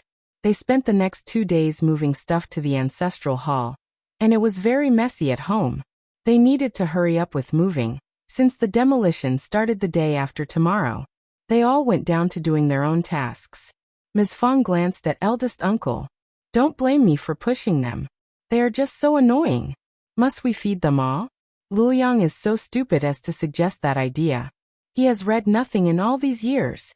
Eldest uncle was speechless. He was generous towards his brothers, but he could not counter his wife about what he had just heard. But Liulang is getting married. So what? Ms. Fong sneered. He has his own parents. We never turned to them for help when our sons got married. Eldest uncle. Soon the process of tearing down the house and building the foundation of the new house of the first section of the family started. They did not lack any money, so they started to hire people and buy material quickly. All was going forward smoothly. That was a huge land and the whole family had already made an elaborate plan. There was a front yard, main house and backyard. The main house was a big place with 5 bays and 2 entrances. It was 2 stories high. The upper floor was going to be used to stack things and store grain and other harvested crops. Chapter 391. Work started. The east and west wing rooms were all built to be spacious, with a 3-bay pattern. Behind the 2 wing rooms, there were 2 small courtyards. Shao Yunduan and Xiao Xian would live there. Shao Yunduan needed to study, so he chose a quieter place. Shao Dalong, Shao Sanlang and Shao Xiaoqi had rooms of their own, whilst Shao Taotao and Ms. Fong shared the main room. According to the blueprint given by the first section of the family, the construction team was in full swing on the day of construction, and more than half of the villagers came to watch the excitement. But no one from the second or the third section of the family showed up. Obviously, they were still very annoyed. Ms. Fong did not care. She pretended as if her mood was not at all affected. They did not even care what the eldest uncle was thinking at the moment. Xiao Xian and her team went into the mountains again, when everyone was so busy. Xiao Xian was thinking about the golden sprouts and lavender tea leaves. She had many tea seeds at home last time, but they were not enough. Many seeds were not mature enough, and they needed to revisit that place. They went into the mountains for 5 days in a row. On the first day, they picked tea seeds, and then they started to seek and pick the creeping figs as well as mushrooms. The courtyard they were going to live in henceforth was large enough to sun-dry those things. When seeds were taken from the creeping figs, they were sun-dried in the sun, and were put in the large bamboo pan. In the meanwhile, they dug more than 20 to 25 kilograms of lilies and dates. There were still many persimmons and wild chestnuts in the mountains, but they had not yet reached the ripe season, and they had to wait for a while before they turned delicious. Xiao Xian and Shao Yunduan worked for a few days and soon after, visited the Zhang village again. The project of opening the land at the Zhang village was almost done. The couple was very satisfied by the effect. This was for planting tea trees, not crops. As long as the large and small tree stumps were dug up, it would not matter if the weeds were not cleared. They needed to make a lot of effort in removing the weeds in the first 2 days. Then it will slowly fall in place. By the time the house was built, the opening of the land project would almost come to an end. At that time, they could start to build the side yards. Building a house was quick. It was much faster and more convenient to lay the foundation and start laying bricks than earth ramming. Building a house would take about 4 days. Ms. Fong saw with her own eyes that a tall, magnificent, and spacious main house was built. She felt extremely happy. The main room was larger, and when that was done, the other rooms would be constructed even faster. After all the rooms were done, they could build the entire large yard. Then the small yards would be divided, along with the utility rooms. They would build sheds for raising chickens and ducks, lay floor tiles, repair drinking pools. In this way, they would be able to finish the work within 1 month or so. Then they would install doors and windows and have the requisite furniture made. They were definitely going to move in before the new year. The other sections of the family were so jealous and furious. After they were driven out the other day, they were secretly paying attention to how fast the new house was built. Ms.Mi felt very sour inside her heart, seeing the house getting ready little by little. She turned to look at second uncle. We can build a new house too. Liulang needs some space to get married. We need it to look good for him. Second uncle felt quite annoyed too as he said, yes, we will build one on our empty space, not with their help. We are going to get a new house too. True. Only then did Ms.Mi feel slightly better. She was getting a new house too. Chapter 392. Suspicion. The second section of the family also started to hire people to build the house. Originally, they were thinking of borrowing some materials such as bricks, stones, and gravel from the first section of the family, but Xiao Yunduan and Xiao Xian had long been on guard against them. The purchase of these things was contracted to the foreman who built the house, and the foreman was responsible for the purchase. All Xiao Yunduan and Xiao Xian did was to examine the quality and sign, confirming the source of the material on each paper. The foreman would gain some profits from it too. Most people in this era were quite practical. They took money and worked hard. Also, they barely had a chance to fabricate anything. For example, the number of black bricks bought could not be fabricated. They used solid woods, not composite lumber. With the foreman who was in charge, the first section of the family saved themselves a lot of trouble. What they needed was to get everything examined well, but not get worried about anything else. But Ms.Mi and second uncle did not know about this. They tried to carry the black bricks away and said resolutely, "This is my eldest brother's home, and I can borrow a few as his brother. I can repay them later. You are an outsider and this matter has nothing to do with you. You are just a laborer. What are you stopping me for?" But the foreman lectured them and explained the details with a cold face, driving them away.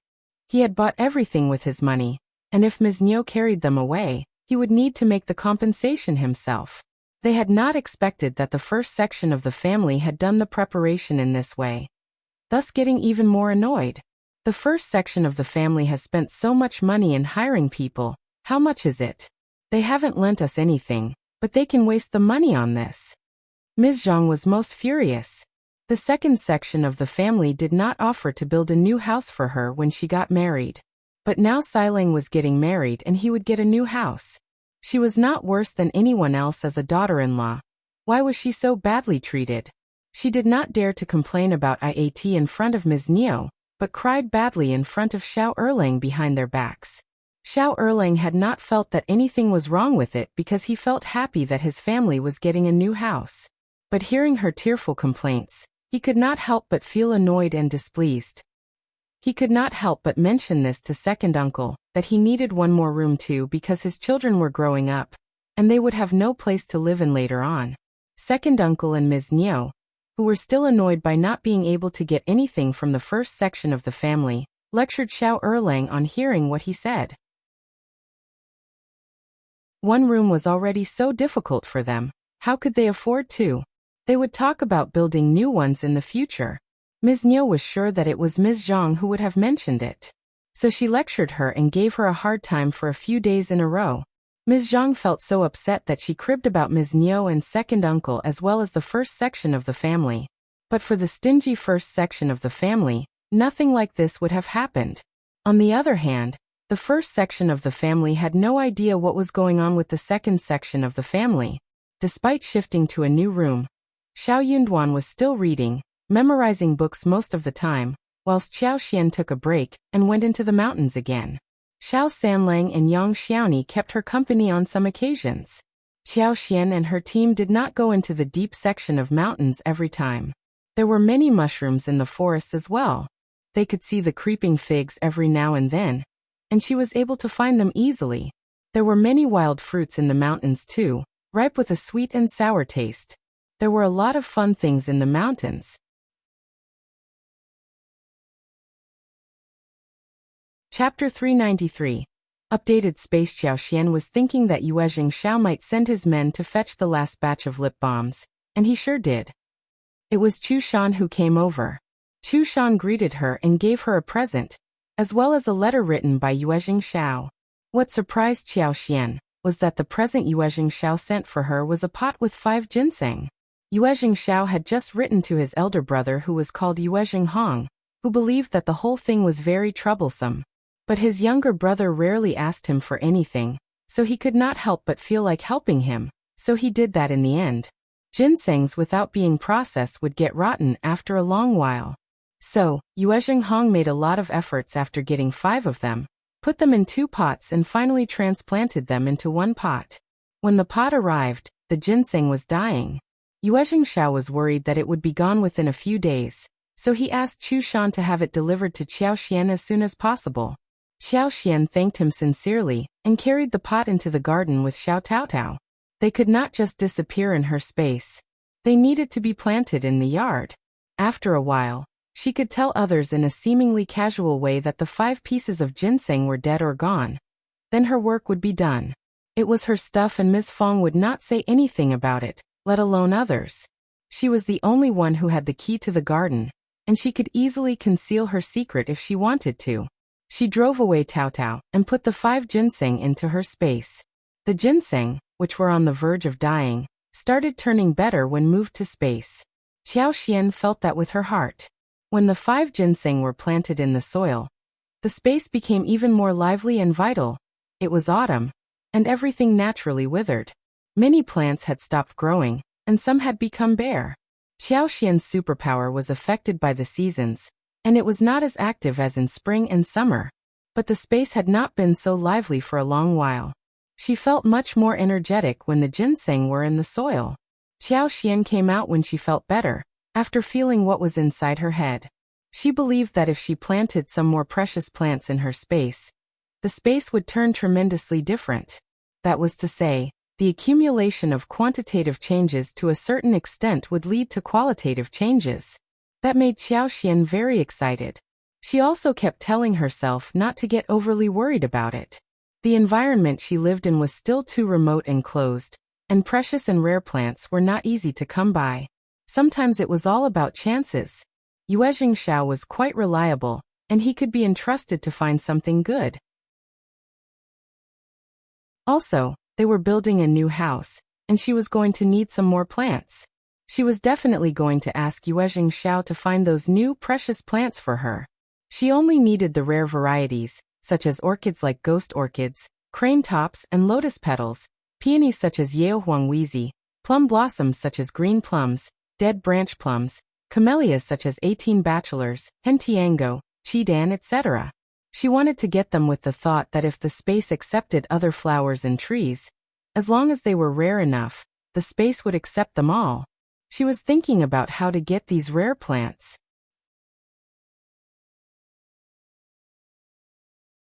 Chapter 394. Into province. These precious flowers and trees could only be obtained by famous and wealthy families. There were very few transactions of these kinds in the flower and tree market. After all, ordinary people could not afford these things. Only rich and powerful families could spend a lot of money to buy them and carefully cultivate them.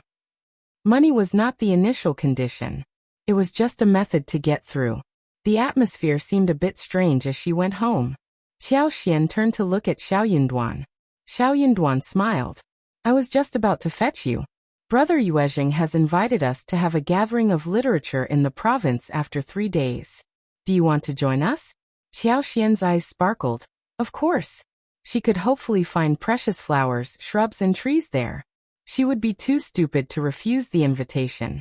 Of course. Xiao Xian nodded as she smiled. Young Master Yuezheng mentioned that the gathering should be of great importance. You should not miss it. Xiao Yinduan nodded. That is exactly what I think. Ms. Fong and the others in the family nodded in agreement. Xiao Xian was going to keep him company. Chu Shan smiled. Then please get your luggage ready tonight, so we can leave tomorrow morning. Xiao Yinduan nodded happily. This way, Chu Shan and the coachman spent their first night at the first section of the family. They slept on the floor of Xiao Zioqi's room. Ms. Fong asked Xiao Xiaoqi and Tao Tao to follow them to the province since there was nothing much going on in the family. Xiao Yinduan was hesitant about this.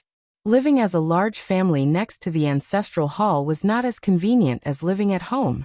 There was still farm work to do every day, and the house was being built. Somebody had to go see it a few times. If half of the family was gone, they were running out of helping hands in the family. What if the other sections of the family caused trouble at the time? He was worried that his mother would run into a problem when he and Xiao Xian were absent. Ms. Fong seemed to have seen through his concern, and she smiled. Don't worry, just do what you need to do. I am not bullied easily, and I have Sanlang and Ms. Yang with me here. Dalong was too honest to fight back, especially when Ms. Fong and eldest uncle were in an argument. But if Ms. Fong was bullied, he would definitely step forward. Ms. Su was not a good helper, but if she forced her to help her as a mother-in-law, she would not refuse to do so. Xiao Sanlang and Yang Xiaoni were with her, and they always took her side. So, even if Xiao Yunduan and the others were away for a while, it would be fine. Xiao Yunduan agreed and nodded at the proposal. Early the next day, Xiao Xian, Xiao Yunduan, Qi and Tao Tao left with Chu Shan and the coachman. After breakfast, Ms. Su, Yang Xiaoni were doing housework, whilst Ms. Fong was taking care of her grandchildren as Xiao Dalong and his brother went to check around the new house before heading to the mountains for wood chopping. It was getting cold soon and they needed to store as much wood as possible, enough for the winter and the spring. Wood was not easily obtained when it rained too much in spring. Ms. Fong looked and saw Xiao Liulang in front of him. Oh, what are you doing here? Ms. Fong sounded calm, but she looked very cold.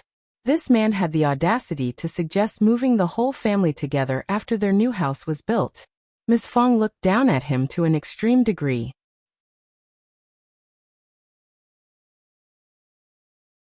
Chapter 395. Regretful. Xiao Liulang did not sense her displeasure though. He had always thought highly of himself, and he said with a smile, "Eldest aunt." He asked in a pretentiously casual way, "You had guests last night, right? They seem to be young Master Yu's servants, right? Have they left already?" Many people had seen Chu Shan coming to the village the day before, and Xiao Liulang saw that too. But he lost interest in the visit, since Chu Shan was here alone. So he did not come to them the day before. But he got quite curious as he came to them in the morning. Unfortunately, the wagon was gone, so was the man. Ms. Fong let out a cry of surprise. Xiao Liulang smiled. "I need to talk with my cousin." Ms. Fong stopped him. "Your cousin has left with Chu Shan." "What?" Xiao Liulang's face changed. "So Chu Shan was here to take him away as a guest to their place?" Ms. Fong looked at him with confusion, wondering what made him so excited at the moment. She nodded. "Yeah." Xiao Liulang suddenly felt regretful. "But I had a nice chat with young Master Yu last time as well. Why didn't my cousin ask me to join them? He should have come to them the night before and asked about the visit. He had just missed the great opportunity." Ms. Fong was speechless. Young Master Yuezheng and young Master Xia were getting on well with her son. "Not with Liulang," she said. "But Chu Shan didn't say that young Master Yu invited you." Xiao Liulang got stuck with words and turned pale. "But we are cousins and we are together, right?" Ms. Fong found it hard to counter him about this, so she let out a small okay, and said nothing more. Xiao Liulang had no idea what else to say.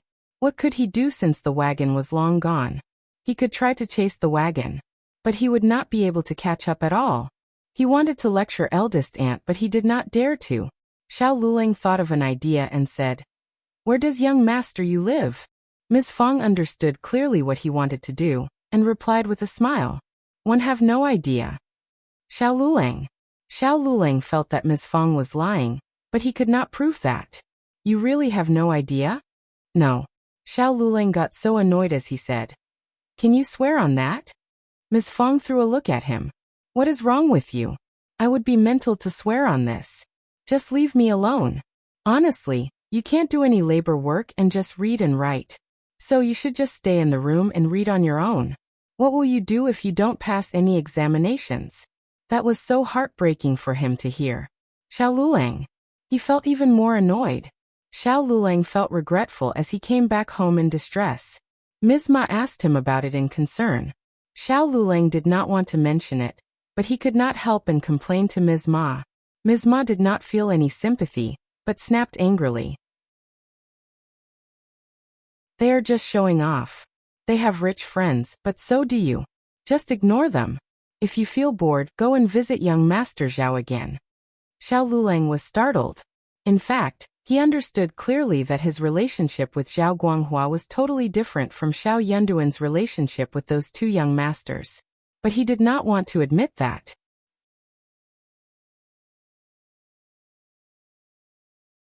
Chapter 396. Favored by beauty. That was why he tried hard to suck up to the two young masters. He somehow believed that if the two young masters befriended him, he would have a lot of wonderful things coming to him in the future. Zhao Guanghua was different from them. But he could not just say that out loud. His mother would not understand. Bothered and flustered, Shao Liulang could not stay at home, and went to the Zhao family for real. Zhao Guanghua was feeling very bored at home. When he heard that Shao Liulang had come over, he laughed and ordered him to come in. Now he had someone whom he could tease for fun. However, Shao Liulang ran into Zhao Ming when he was at Zhao Guanghua's place. Shao Liulang was shocked by her looks. Zhao Ming saw him as well. She felt flattered to have fascinated a dumb man like him. She smiled at him purposefully and left.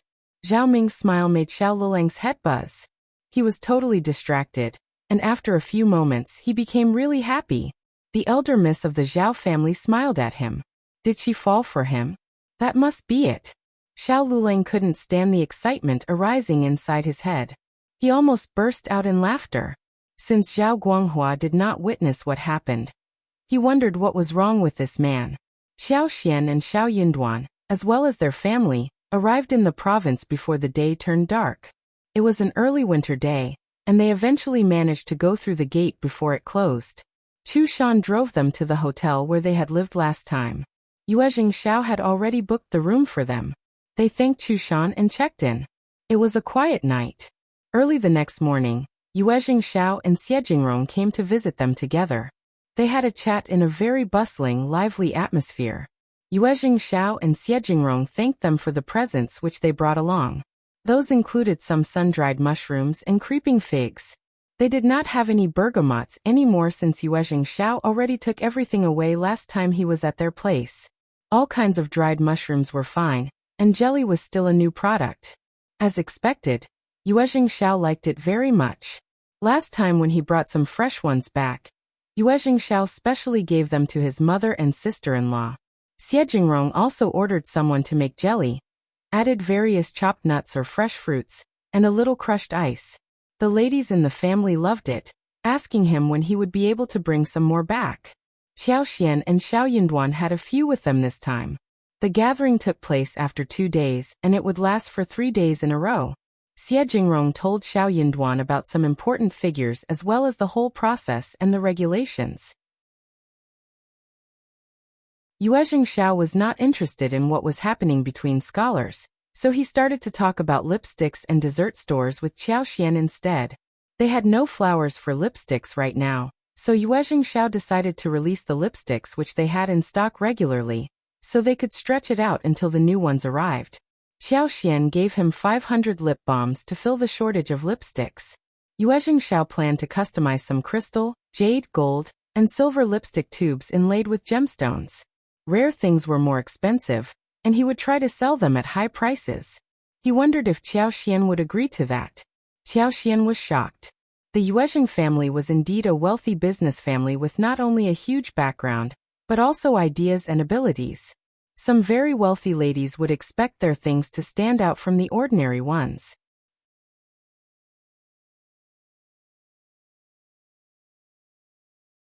Chapter 397. Limited version. The crystal and jade lipstick tubes would not cost a lot more than the current cost, but the price could definitely increase by more than 100 times. Also, they did not need to have many tubes like this. More than a dozen sets would be enough. That sounds great. In this way we can make more money and satisfy what the noble ladies and madams like. That is like killing two birds with one stone. Xiao Xian nodded in agreement. Yuezheng Shao struck his thigh and smiled. That is true. Exactly what I think. Xiao Xian thought for a while and said, how about this? Next year there will be a set of 12 beauties limited edition lipsticks. The 12 beauties each correspond to a kind of flower for 12 months. The lipstick tubes will represent spring, summer, autumn and winter, which will be made of emerald, carnelian, gold and crystal respectively. The tube will be carved with patterns of beauties and flowers, inlaid with various pearls and gemstones. 3 pieces will be released in one season, and the whole set can be collected in 1 year. 3 packs can be sold at one go, and more effort should be made on the packaging. We can draw patterns and ask famous artists to sell them. You must make sure that it is exquisitely made. As for the price, I'm not an expert on it, so it's fine for you to decide. Yuezheng Shao's eyes sparkled when he heard the idea. He patted the table in delight. That is a great thought. We are definitely going to do this. Let's release a set of 12 beauties, limited edition first, then you'll find someone to figure out a more elaborate idea later. After that, we can launch some other series. Think about it slowly. This way we're going to earn a lot of money. At that time, after deducting the cost, we will share the profit equally. Yuezheng Shao already had an idea about the pricing. He decided to sell the lipsticks with cost included at more than 3,000 liang for one lipstick. Since it was a limited version, he would at most produce 10 sets so they could look rare. He was sure that they would be very well received. They did not need to worry about not being able to sell them. 10 sets for the 12 beauty series with 12 lipsticks for one set would earn them so much. The two money lovers started to discuss the plan in detail. They did not stop until it was time for lunch. Yuezheng had already booked the restaurant, and they all headed there.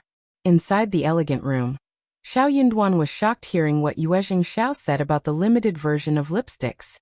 Yuezheng spoke highly of the idea when he heard about it. 12 beauties and 12 famous flowers would be drawn by famous artists, and the outer tubes would be made by famous craftsmen. The gold, jade and crystals corresponded to the 4 seasons. They were luxurious and elegant enough, and will work perfectly as limited versions.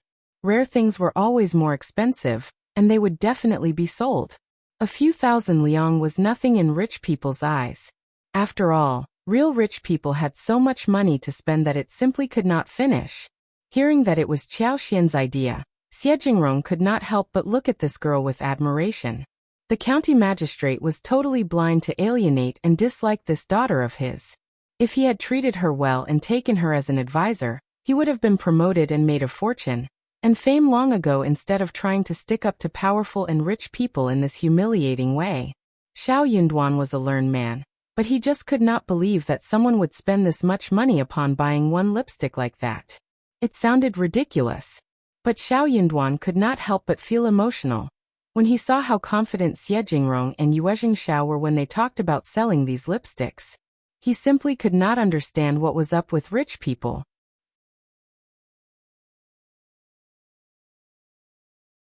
Chapter 398.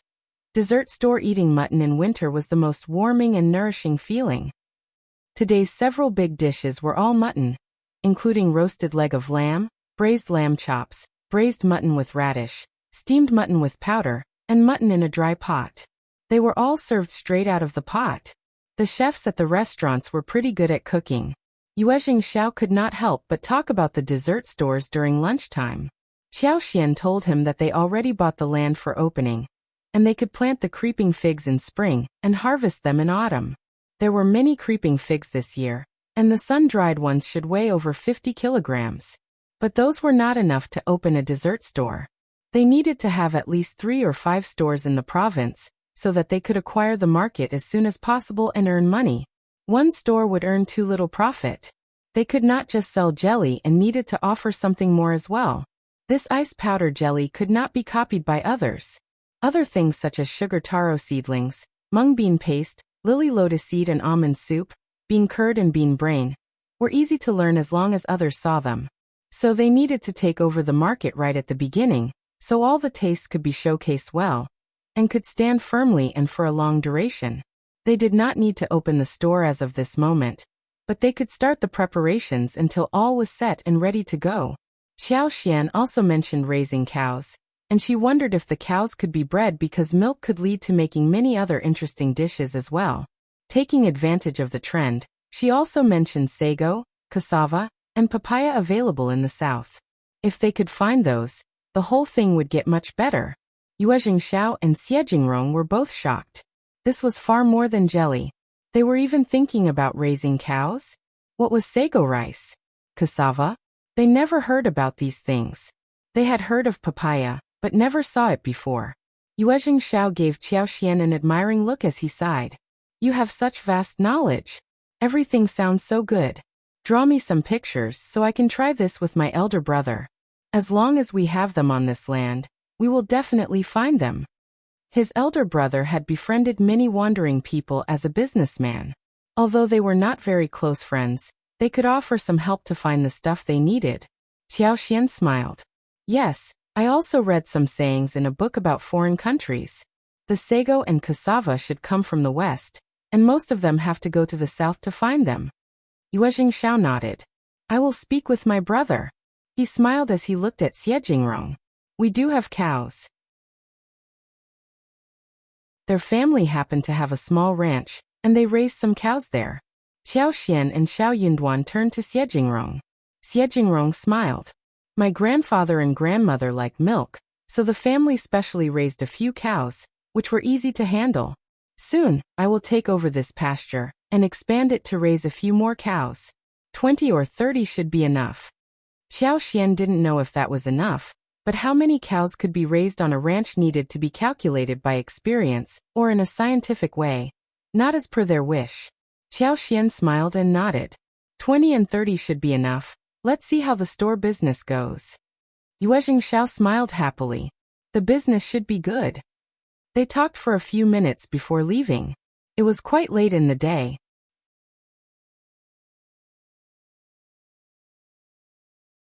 Chapter 399. Yuezheng Ting again. It was slightly cold in the province, and both Xiao Xian and Shao Yunduan did not have many clothes with them. So they went to buy a few more warm clothes on the way, which Qi and Taotao could bring back to the hotel, whilst they went to a few bookstores and returned a little later. They had a quick dinner at the hotel and stayed there until the next day. Shao Yunduan was getting ready to attend the gathering these days, and was reading a few poetry collections as part of the preparations.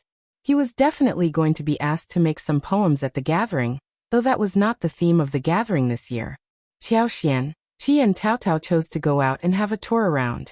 Xiao Xian was still thinking about precious plants, but she had not told Yuezheng Shao about this idea yet. She decided to try her own luck first. She also wanted to buy a few things for home as well. Shao Yunduan could not keep her company, so he stressed to Shao Xiaoqi that he should take good care of his sister-in-law and sister. After the gathering, I will go out with you to far-off places. When you are by yourself, you should only visit bustling localities, not those isolated areas, alright? We don't speak the same dialect as people here, and we are outsiders who might be bullied. Especially those outsiders who did not have any servants with them. Shao Xiaoqi and Taotao turned serious and nodded in agreement. Xiao Xian's heart also skipped a beat. They were not living in the modern society with high legal security, and they should definitely be careful out there. The three of them rented the wagon recommended by the manager of the hotel, and instructed the coachman to take them to many popular places. They even paid extra for the security. They visited some street stands and bought a few things. The three of them happened to be around Yanqi restaurant around lunchtime, which was a very famous restaurant for its southern dishes, especially Suzhou cuisine. They had wanted to have a taste at this place last time, but they failed to eat there due to the tight schedule. They happened to be around here at lunchtime, probably because it was destiny that took them here? Xiao Xian and Taotao got off the wagon and smiled at Qi. You can go and fetch your brother, while we will go in and place the order. Xiao Xiaoqi agreed and urged the coachman to hurry away. Yanqi restaurant was one of the biggest restaurants in the province, so Qiao Xian and Tao Tao should be safe here. Yanqi restaurant was very popular, and when Xiao Xian and Xiao Tao Tao went to the elegant room, there was only one room left. She booked without hesitation, as she said to Tao Tao, "We are lucky enough to have found one at this hour." Xiao Tao Tao chuckled and nodded. "Yeah." At this moment, a group of people walked in. It included 4 beautiful and young ladies accompanied by a few maids. They needed an elegant room. The manager was quite embarrassed as he said with a smile, "Sorry, the last elegant room has been booked by a lady a while ago. Maybe you can come back later, and we will save one for you." The lady who asked for the elegant room turned to Qiao Xian with a smile. "Lady, you only have 2 people but we have so many. Can you spare the elegant room for us? I can compensate you with 1 liang." Qiao Xian, this lady looked very arrogant. She seemed quite friendly but as a matter of fact, she was rude to her face. Most importantly, this lady did not recognize her, but Qiao Xian did. Even Tao Tao exchanged a surprised look with Qiao Xian. She had recognized her too.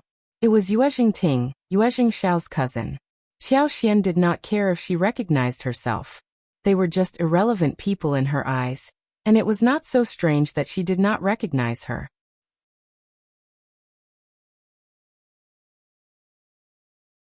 Chapter 400. Rejection. Xiao Xian did not mention that they had met, nor did she say that she knew her cousin Yuezheng Shao well. "I am sorry, miss, but we are a group of more than 2 people. Also, we arrived here first to book the room. We live outside the province, and can barely visit here. So, we really want to eat at Yanqi restaurant. But miss, you seem to be a local. What about coming here next time?" Yuezheng Ting was not a mild-tempered person, but she was in public and had her friends with her. Thus she had to act as if she were very generous and elegant. She thought that she had been kind enough to offer compensation, but this lady turned her down bluntly. Yuezheng Ting could not embarrass herself in front of others, and said with a good smile, "Lady, we also want to eat the good dishes here today. How about I offer you 3 liang? You can eat a sumptuous meal at some other place with these 3 liang, no?" Yuezheng Ting felt so distressed. 3 liang was already a huge amount, enough for her to try different sun-dried fruits. Qiao Xian really looked down at her. If she wanted to drive her away with money, at least 10 to 20 liang should have been the starting price. Yanqi restaurant's elegant rooms were very expensive to book. In that light, 1 or 3 liang were so stingy as a compensation. If she was so miserly, then she did not have to put on the show. It was so embarrassing. Had Yuezheng Ting and Yuezheng Shao been in a good relationship, Qiao Xian would have definitely helped. But Yuezheng Shao and Yuezheng Ting were not in a harmonious relationship, and Qiao Xian would not just let this opportunity go. "Sorry, Mississippi. Can you please try this offer with some other guests?" Yuezheng Ting got so furious, which is why her maid Jiang went forward and said, "Hey, don't be so greedy. Our miss already offers you a generous offer. What more do you want?" Qiao Xian glanced at her and smiled with politeness. "I just want to have a quiet lunch." "You." A girl in a rosy and patterned coat chuckled as she squinted at Yuezheng Ting. "Ting, you are really not generous enough. 1 or 3 liang is too little to offer. You are so rich that you can offer more." The Yuezheng family were rich enough to offer more, but she must be doing it on purpose because she did not want to treat them with a true heart. Yuezheng Ting glared at the maid, and then at Qiao Xian. She spoke in a very annoyed voice with her teeth clenched. "I will give you 10 liang, and you can choose another dining place." Qiao Xian said to the manager, "Mr. Manager, I am going upstairs. When my husband and my brother-in-law arrive, please direct them to our elegant room." Having said that, Qiao Xian left with Xiao Tao Tao. Yuezheng Ting's face flushed. She was both embarrassed and angry. Another lady wearing a lavender dress frowned as she said lightly, "I just thought of something. I am off. Let's set another day for lunch." Before Yuezheng Ting could say anything, the girl left and the other girls followed up soon after. Yuezheng Ting turned pale and felt humiliated. The girl in lavender dress was Xie Ruifang, the lineal daughter of the 3rd section of the family of the Xie family. Yuezheng Ting ran into Xie Ruifang and her cousin He Jiqing and was trying to suck up to them. They were just talking about the dishes of Yanqi restaurant, so she vividly offered to take them to this restaurant for the exaggeratedly praised dishes.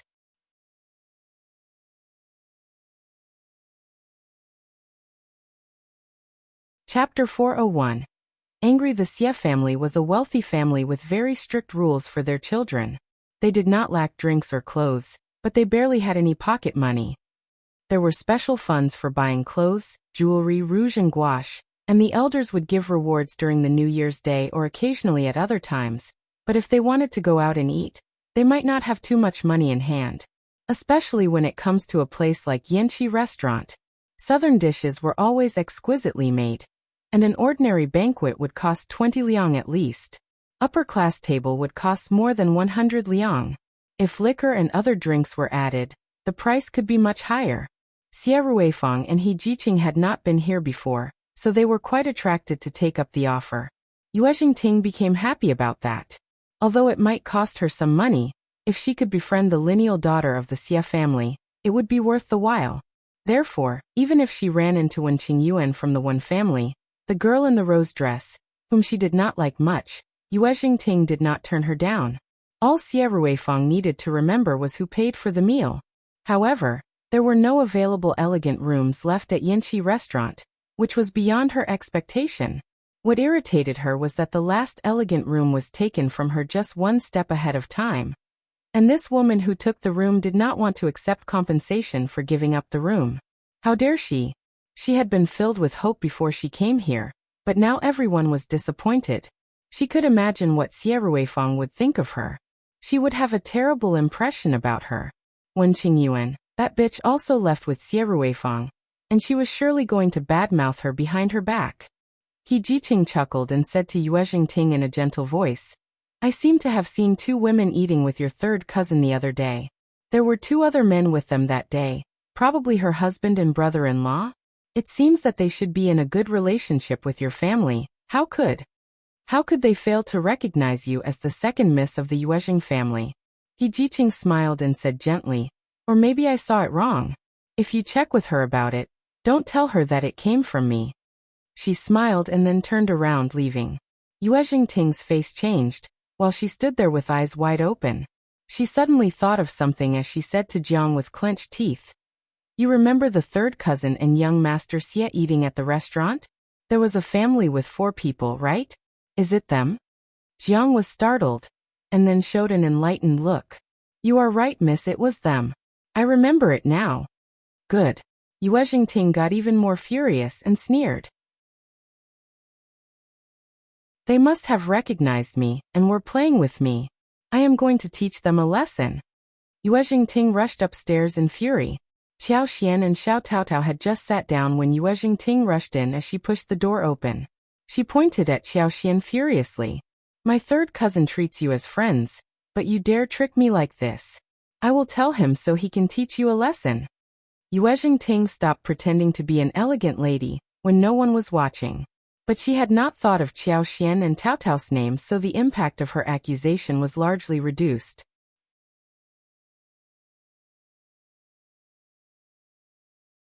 Chapter 402.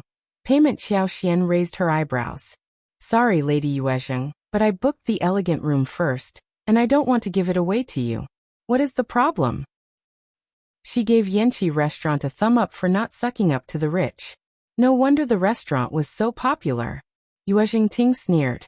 Good, then tell me your name, so I will tell my third cousin about it. From today onwards, you will never have the chance to speak with him or get anything beneficial from our family. The Yuezheng family were very famous in the province, and Yuezheng Ting assumed that Xiao Xian was trying to suck up to the Yuezheng family. A small portion of money from them would feed this poor family well for the rest of their lives. Startled, Taotao was so confused, not knowing how to react. What was wrong with this lady from the Yuezheng family? How could she be so strange? Young Master Yuezheng was in a business relationship with her brother and sister-in-law, and young Master Yuezheng kept telling them that he was so lucky to meet them. Since when did her brother and sister-in-law try to suck up to the Yuezheng family?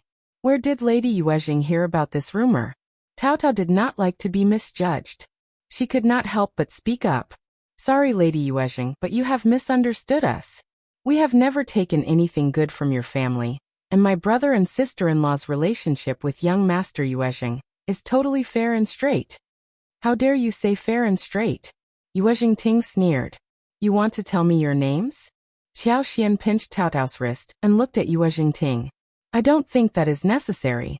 How about asking your third cousin yourself, if you want to know our names? Yuezheng Ting got so annoyed that she said, Okay, you are very bold. Let's wait and see what you have to pay for your rudeness. Yuezheng Ting glared at Xiao Xian and left in a fury. Tao Tao got a little anxious, asking, Fifth sister-in-law, is this okay? Lady Yuezheng is young Master Yuezheng's cousin after all. Xiao Xian was amused. Don't worry, think about our own cousins. If they irritate our friends and get driven away by our friends, will you be mad at our friends? Of course not. Xiao Taotao burst out and felt a little embarrassed. Xiao Xian smiled. Not so worried anymore? Xiao Taotao nodded and said involuntarily, Why are cousins always so annoying? Xiao Xian laughed. That's a good question. Soon the waiters came in, and the two of them started to order. Xiao Xian ordered classic southern dishes such as squirrel mandarin fish, stewed meatballs, braised eels, crystal meat, braised pork and baihua wine, pingqiao tofu, and boiled dried shredded rice. She hadn't tasted authentic Jiangnan cuisine since she came here, and wondered if Yanqi restaurant would be a disappointment or not.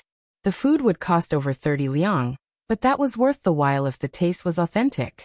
Shao Yunduan and Shao Xiaoqi arrived after the two girls had waited for a while. Xiao Xian smiled brightly at Shao Yunduan. I heard that the restaurant serves authentic southern dishes. Let's just have a try. Shao Yunduan smiled gently. There are many restaurants in the province that are worth trying out. We will visit them one by one.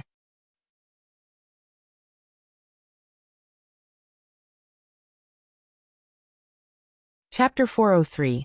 Yuezheng Ting's tears. Okay, sounds good. Xiao Xian smiled. Neither she nor Tao Tao mentioned the conflict with Yuezheng Ting to Shao Yunduan and Qi. That would just make the atmosphere worse. The Yanqi restaurant was expensive for a reason. The dishes were very well made, authentic, and the four of them were very satisfied. At the Yuezheng family's mansion, the atmosphere was very strange. Yuezheng Ting was crying to her mother, Ms.Mi, about what happened during the day.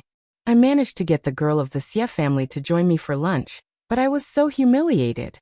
Those two girls must have recognized me, but still humiliated me on purpose. They are in a good relationship with the third cousin, and must have heard something from him, thus treating me like this.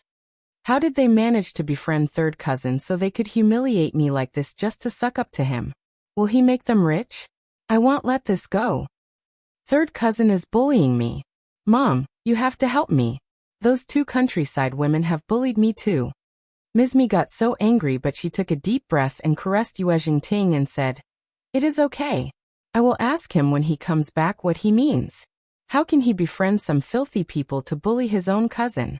How dare he? Yuezheng Ting cried even more fiercely. Mom, I want him to help me get to know the Xie family, or I will never leave him alone. Okay, don't worry. Yuezheng Shao returned home, and was summoned to his second aunt's place by the maid. He raised his eyebrows, feeling surprised. Still he went there. Seeing Yuezheng Ting there with a pair of red eyes as if she had been bullied, Yuezheng Shao felt even more confused. She gave him an annoyed look which made him think about the previous instance. What are these two women thinking about doing again? Still planning to pester me? He could give one lipstick of each color to them as presents, but not for them to use as favors. Ms.Mi smiled. Nephew, who have you befriended these days? You are the young master of the Yuezheng family, and we are a famous family who should not befriend those filthy and unimportant people. You need to stay away from those lowly, unruly folks so they wouldn't bully our family. Otherwise, it would turn us into a laughing stock. Yuezheng Shao.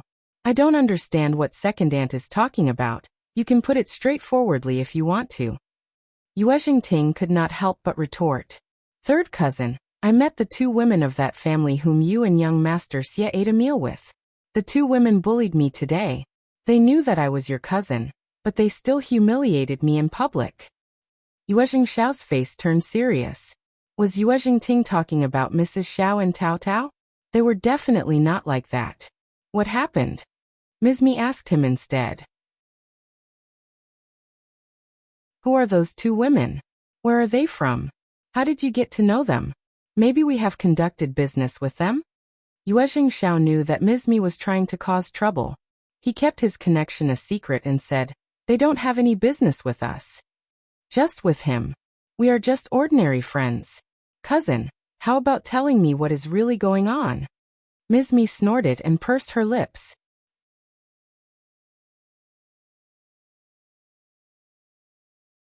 Chapter 404. For real, Yuezheng Ting said. I, along with fourth Miss and her cousin from the Xie family, went to Yanqi restaurant for lunch. There was only one elegant room left. I asked the two ladies politely, but they not only countered me, but also stole the elegant room from us. I was humiliated in front of the two cousins at the Xie family. How could they do something like that? They are sucking up to you and taking things from us, but humiliating me in front of everyone. Ms.Mi added. They humiliated the Xie family as well, and offended them for no reason. Nephew, I suggest you stop hanging out with them lest you get stuck with them and offend other people. Countryside people are so rude. Yuezheng Shao said. Yanqi restaurant? As far as I know, Yanqi restaurant is a restaurant that sticks to rules. They offer rooms to those who arrive first, with no exception. They must have booked the elegant room in front of you, right? Yuezheng Ting. This is a simple matter. I can ask Yanqi restaurant about it. I know that the manager and the waiters should know about what happened. Yuezheng Ting could not lie anymore and said angrily. They were just a step earlier than us and were talking with the manager. They had not even booked the room. Half a step earlier is still earlier than you. Otherwise the manager of the Yanqi restaurant would not have given the room to them. They did not bully you. Yuezheng Shao, are you a part of our family? Ms.Mi got furious. 1 or 2 steps earlier is nothing. They embarrassed us. They are your friends, and are making money through us, but they dared to humiliate the missus from the Yuezheng familia. Honestly, what made them so bold? We just need to talk. Yuezheng Shao sounded cold. Also, you are wrong, second aunt. They are not making money through us, and we never force people to do anything. Ms.Mi got furious. So it was Ting's fault? Looks like it. You, good. You must be feeling very proud to have bullied us from the second section of the family for not having a very successful businessman, right? Yuezheng Shao was surprised. Second aunt, I don't agree with what you said. We are simply discussing this matter. You are a bully if you try to push other people. Also, I think that second, fourth and fifth cousin are all excellent men. Why are they considered unsuccessful? Fifth cousin reads well, and my father used to speak highly of them, so did my second uncle. Just get out of here. Ms.Mi's face changed, as she shouted at him hysterically. Yuezheng Shao got up and greeted her politely. Goodbye, second aunt. He had just walked out of the room. When Yuezheng Shao heard Ms.Mi's furious shouting and scolding as well as the sound of china smashing, he snorted and left leisurely. This second aunt of his really loved to make a scene. She was greedy, stupid, narrow-minded and suspicious. She was domineering towards her subordinates, flattering her superiors. Now she had nothing else to do except curry favor with Madame Yuezheng.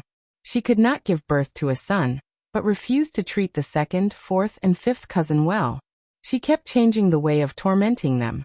His own mother had the vision of protecting the 3 cousins, so that even now they also had a very good relationship with the 2 cousins. The second cousin accompanied them in business dealings, and they helped each other often.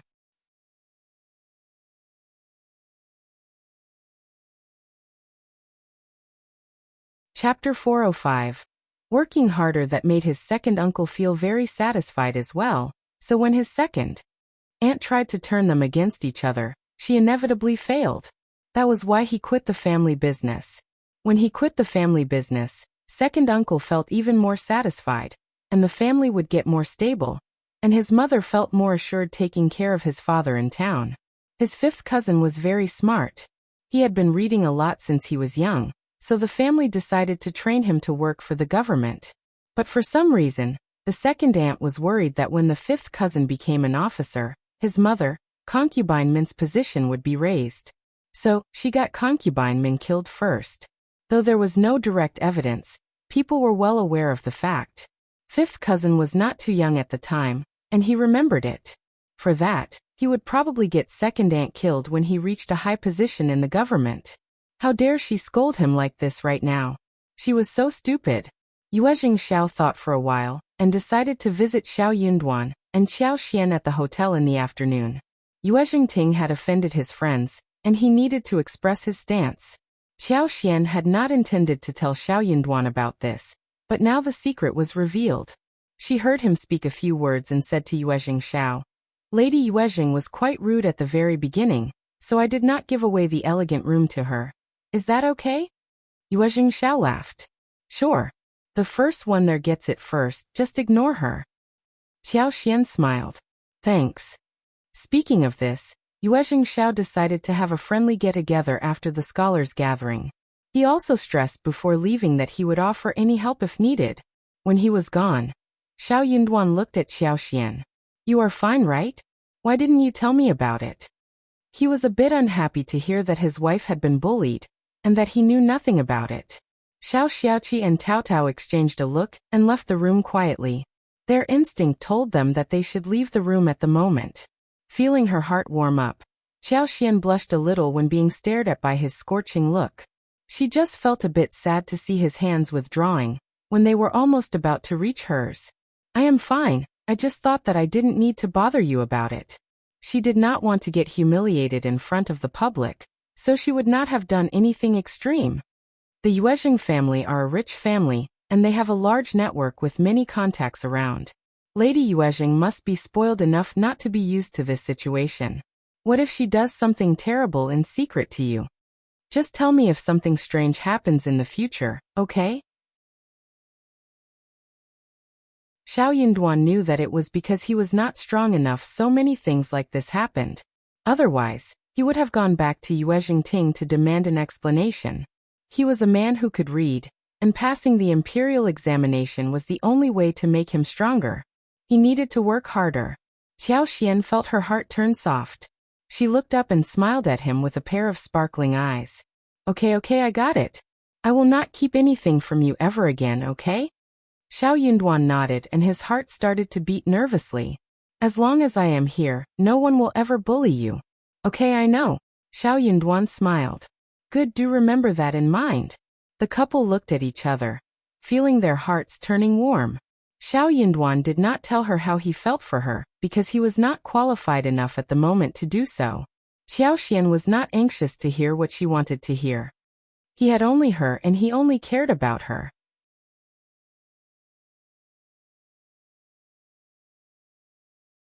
Chapter 406. Sensing something on the day of the gathering, Yuezheng Shao got a wagon to drive Shao Yunduan and Xiao Xiaoqi to the venue. Xie Jingrong would be present there too. He was going to keep an eye on Shao Yunduan secretly rather than stay by his side. Xiao Xian and Tao Tao decided to take this opportunity to travel around the town. They wanted to buy a lot of things to plant for the dessert stores, and also needed raw materials for the lipsticks and extract essence. Xiao Xian was going to do business outside the county. Now that they had come here, they were going to stroll around the place, while enjoying the scenery to see what they could possibly run into so that they would not miss anything. She had a lot of savings. If she could buy a piece of land in the outskirts of the province or somewhere far away from home, she would benefit a lot from that purchase as well. There would be a great deal for them. The two girls rented the wagon which they had rented before. According to the coachman, there was a beautiful site several kilometers away from the center, so that was where they headed towards. They asked the coachman to wait at the site, whilst Xiao Xian and Tao Tao took a look around the place. They seemed as if they were just idling around, yet with Xiao Xian's superpower, she was trying to pick the place where the plants could grow well, and in large clusters. Tao Tao was a bit unsure. She glanced around and whispered to Xiao Xian, "Fifth sister-in-law, are we safe here? Let's just take a walk in the close-by area only, okay?" Xiao Xian chuckled inside her heart. She was not afraid of any danger here. She could receive a lot of help from the plants. One bad guy, and she would make those plants help her out quite effectively. Don't worry, we are in the outskirts of the province. It is very safe here. There are many villages and abbeys here. No one would dare to do anything to us. Taotao trusted her fifth sister-in-law deeply, so when she heard what she said, she nodded and smiled with a kind of embarrassment. Oh, in that case I am assured. They were walking when Xiaoxian suddenly turned to the eastern side. She had a sense that beyond this stream, through that patch of forest, there was something summoning her, or rather her space. The space had not been this eager before. It was craving for something badly. Something extremely good must be present on the other side. Motivated, Xiaoxian took Taotao to walk eastwards. They walked through the woods and saw an abbey. The tall black brick wall separated the inside from the outer area. Only some tall trees protruded from the wall with thick branches. Looking up, they could faintly see the black root ridge and raised cornices. Xiaoxian was a bit confused. The good things were inside the abbey that belonged to someone else. She had no idea who owned the abbey, and she wondered what kind of people were inside the abbey. They could not just go inside abruptly. They needed to be prepared before going in. She knew how to behave properly. Let's leave. Xiaoxian was not regretful. She bore this place in mind, and would try to find out the owner of the abbey after they went back to the center. Hearing Xiaoxian sighing, Taotao assumed that it was because they could not continue since the abbey belonged to someone else. She consoled her. Let's turn to another path. They had just walked a few meters when they ran into a middle-aged maid and a young maid, who were walking towards them accompanying a plainly dressed middle-aged madam. The madam looked tall with a long and thin face. She looked ill and seemed to have a preoccupied mind. She was walking with her head lowered with the help of the middle-aged maid.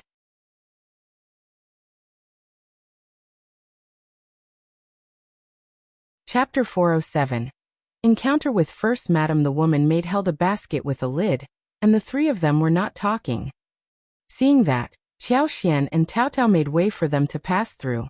2 meters away from them, the woman swayed and then collapsed with her eyes closed. The middle-aged maid and young maid cried out together as they helped the madam up. First Madam, please, First Madam. First Madam, wake up, please wake up. Xiaoxian and Taotao went up to help them without any hesitation. But they did not know how to cure sick people. Auntie, should you take the lady into the city for a medical checkup? We have a wagon and we can take you there. The maid looked up and saw Taotao and Xiaoxian. She forced a smile and said, It is fine, but could you help us to carry her back to our abbey? The maid clearly knew that First Madam was distressed mentally, and that's why she became sick. She was in a bad mood, thus passing out. It was not that she had any disease. She was disturbed in her heart, and needed to get that problem cured from the root. Otherwise she would not be able to recover. Xiaoxian and Taotao nodded. Together with the middle-aged maid, they helped the madam back to the abbey, which happened to be the place Taotao and Xiaoxian had intended to go to a while ago. As they went into the abbey, the servants came with a chair and carried their First Madam back to the room. The middle-aged maid asked the housekeeper to take Xiaoxian and Taotao to the hall. She apologized to them before heading back to First Madam to see how she was doing. The medical pills were slowly dissolving inside warm water. Auntie Hua ordered the other maids to get First Madam to lean against the chair, as she fed the medicine into her mouth. Gradually, First Madam opened her eyes. The abbey wasn't very big, yet it was quiet and neat. Looking out from the window of the flower hall, they could see the corridor pavilion, rockery and lake stones among the flowers and trees. The trees were lush and green, and everything was very neat. The maid served them tea and pastry, and stood quietly by the doorstep. Taotao was feeling uneasy. She had not expected that they would run into such a beautiful abbey. She looked at her sister-in-law who looked very serene, so she tried to calm herself down too. But what she did not know was that Xiaoxian was not feeling calm at all. Her space was getting agitated and she knew where the good thing should be. Yet she just could not touch it directly. Such a feeling sucked. Xiaoxian and Taotao would have left by now, but for her curiosity towards that unknown thing. She did not need to stay to seek favor, or attempt to establish a friendship with this family, since all they did was to help carry the woman home. But that unknown piece of treasure was tormenting her mind so much that she really wanted to see what it was. Auntie Hua came before Xiaoxian, and Taotao waited for too long. Thank you for your help today. Our first madam would like to meet you to express her gratitude, but she is too sick to come over. She has asked me to thank you. Auntie Hua bowed to Xiaoxian and Taotao, as she offered a palm-sized brocade box in orange color. She said with a smile, "It is already lunchtime, why not stay for lunch here at the Abbey?"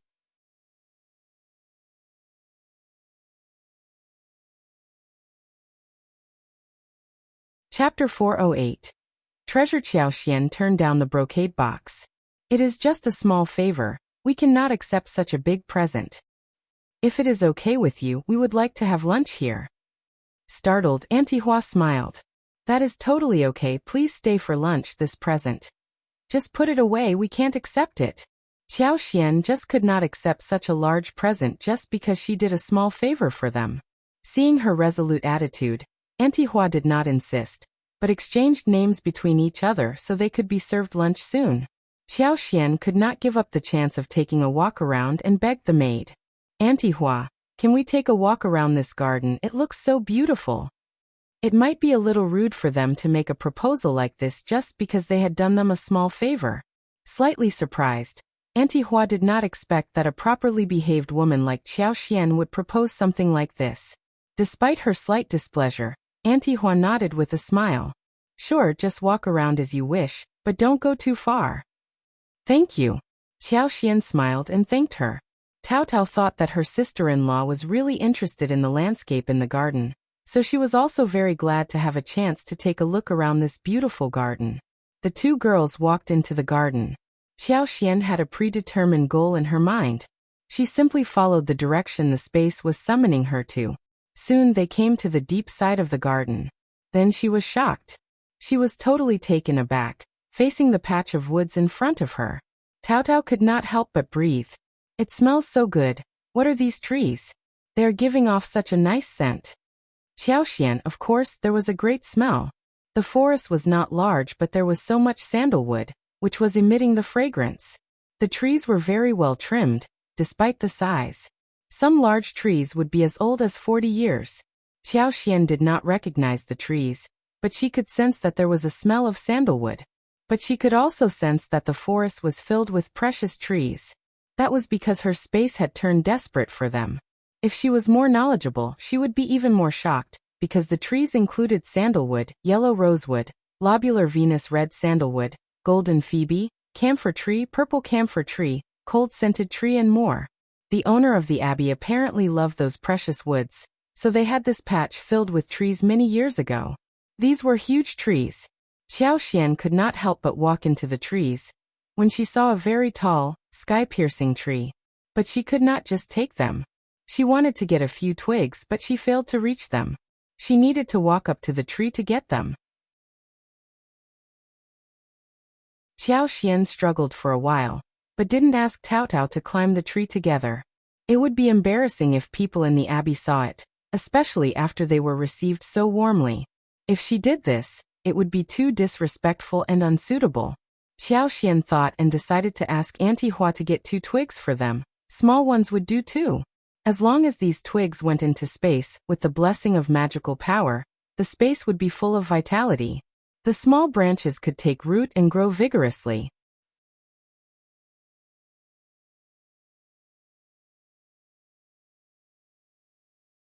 Chapter 409.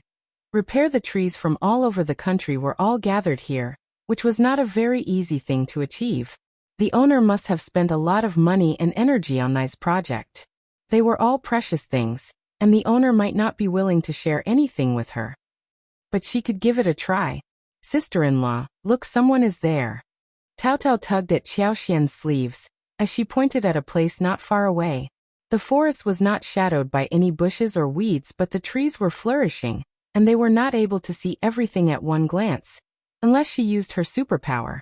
Following Taotao's direction, Xiaoxian looked through the trees and saw a gray-haired man sitting on a wheelchair, with his back facing her. Xiaoxian felt a bit lucky for not having climbed up the tree. Otherwise she would have been seen and caused embarrassment. She did not dodge that man, and said to Taotao, Maybe he is the owner. Let's go and speak with him. The two girls walked up and saw that the middle-aged man looked very skinny and sick.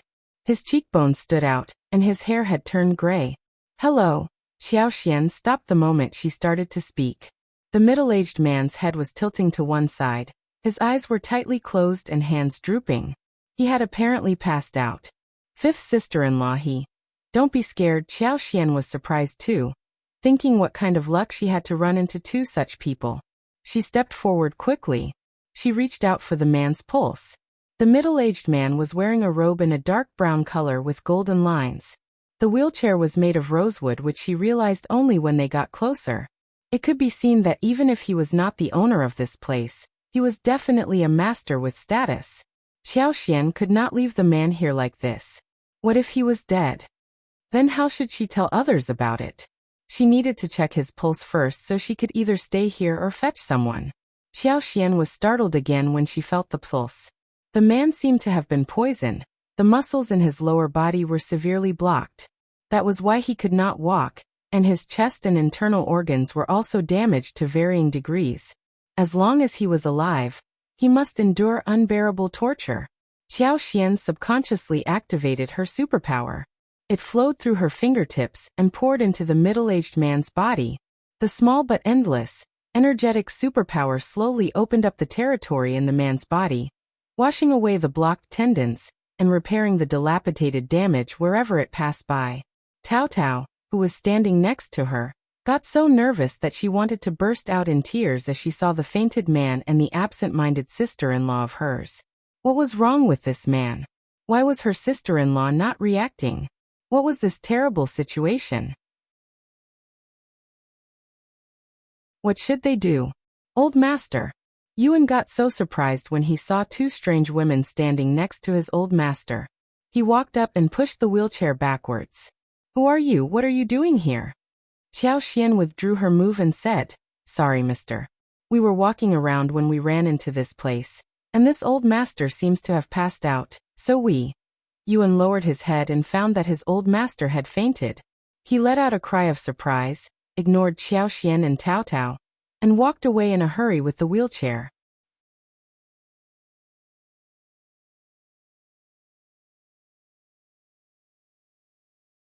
Chapter 410. For the time being, Yuan had just gone to the bathroom, and something happened to the old master. His old master had to be all right. Xiaoxian, anyway, this person did not blame them for anything, which was already a comforting thing. Xiaoxian and Tao were not in a mood to continue with the walk any longer. Also, Xiaoxian's purpose had already been achieved. Back to the hall, some maids laid out the table for them to have lunch. Xiaoxian asked about Auntie Hua, to which the woman maid said that Auntie Hua was in the middle of doing something, so she could not be here. They were asked to eat lunch well. Xiaoxian suspected that the middle-aged man must be the owner of the abbey, and First Madam's husband. First Madam must have been taking care of her husband for a long time, so she collapsed out of tiredness. Xiaoxian could not help but feel sorry for them. Auntie Hua must be busy dealing with the old master, when she was working for the mistress. So Xiaoxian did not ask anything more, but exchanged a few polite words, sat down and ate with Tao. She could not mention asking for the twigs. She felt a bit sorry, but since she knew where those treasures were, she would find some ways to get them. She could ask Yuezheng Shao for help, right? The young maid in the abbey did not look down at Xiaoxian and Tao just because they were plainly dressed or because they had never been here before. They were served with 6 dishes and 1 soup. The servants served them well. The reason why those servants were so well-mannered and did not judge people by their looks must be because their master and mistress had taught them so. It was a family with moralities. Xiaoxian could not help but develop a good feeling towards this family. She would not mind treating that old master if she had some opportunity in the future, in exchange for a few twigs from the precious trees. She was going to think of a good method to use the superpower without exposing her abilities or causing suspicion.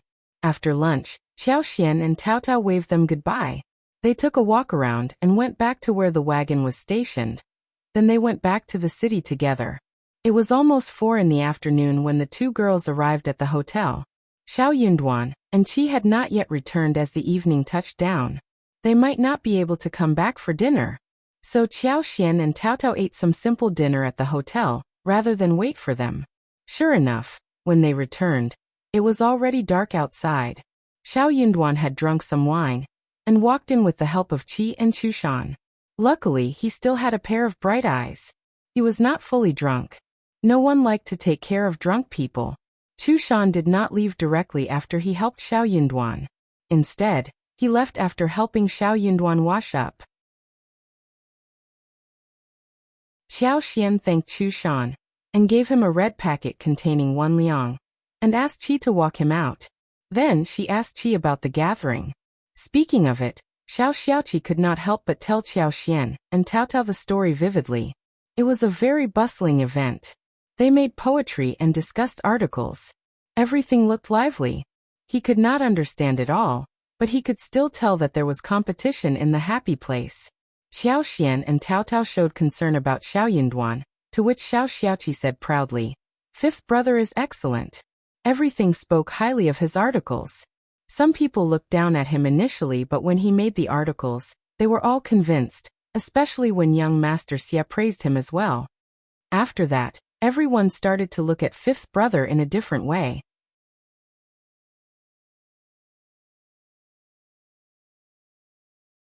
Chapter 411. Flashback. Tao Tao was very happy and laughed with pride. Xiao Xian felt proud on behalf of her husband too. That was what a celebrity could bring about. Her husband owed young Master Xia a huge favor. But young Master Xia never told lies. If he spoke highly of her husband, then her husband must be worth the praise. So, should she be hopeful for the autumn examination? The thought pleased Xiao Xian completely. It was the best news ever. The following day, the four of them ate breakfast together. The gathering continued on this day. Xiao Yunduan did not get too drunk the night before, so he was already quite sober by this time.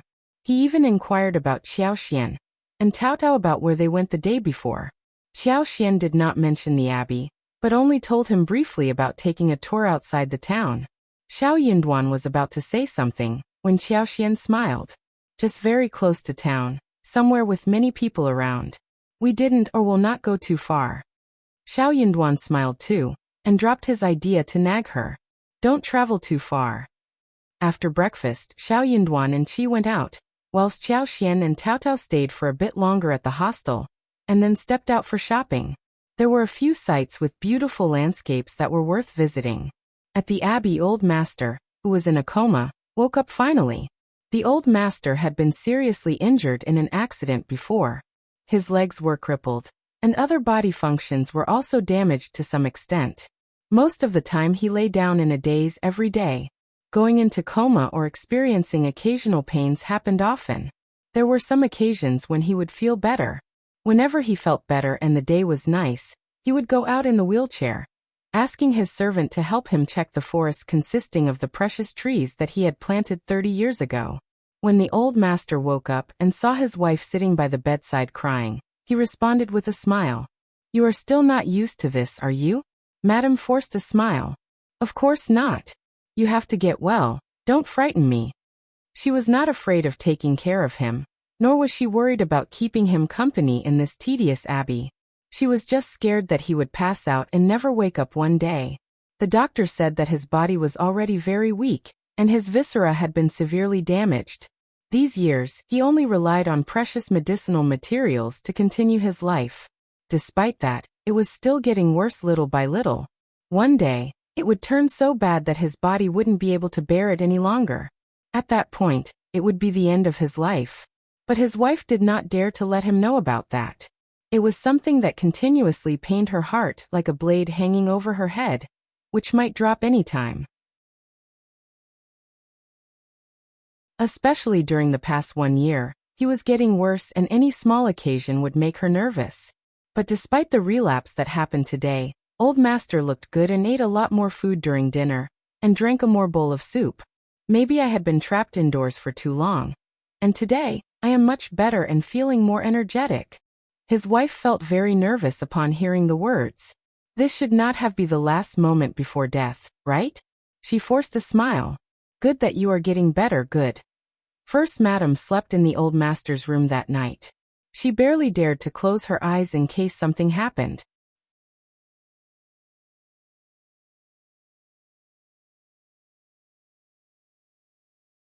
Chapter 412. Curious. Luckily, Old Master woke up in time the next day, and he seemed to have turned better than the day before.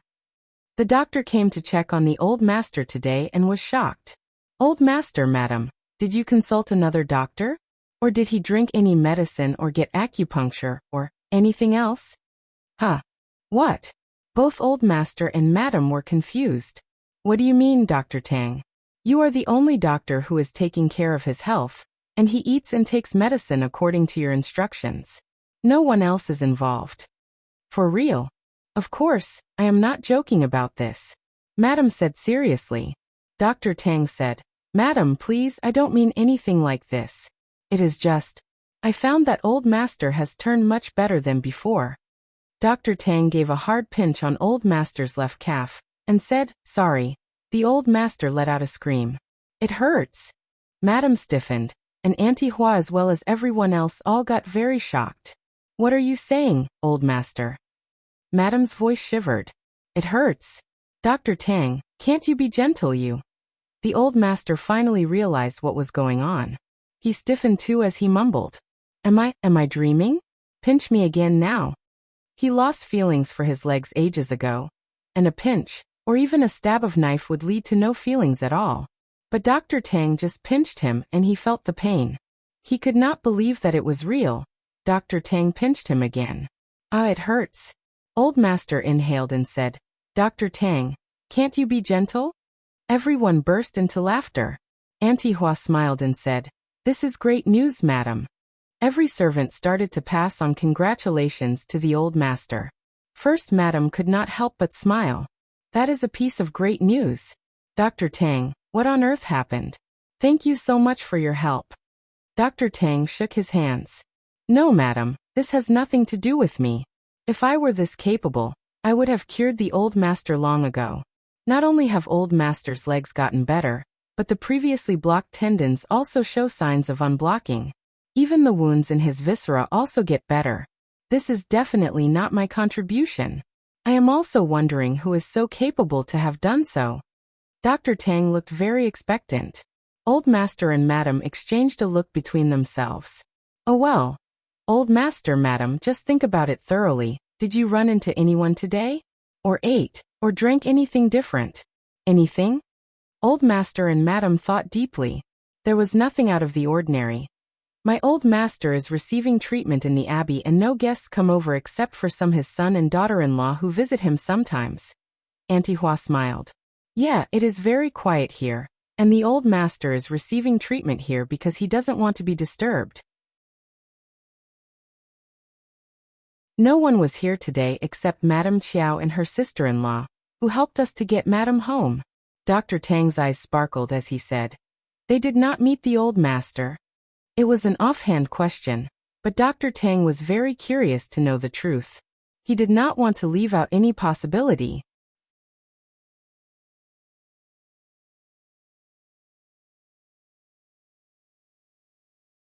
Chapter 413.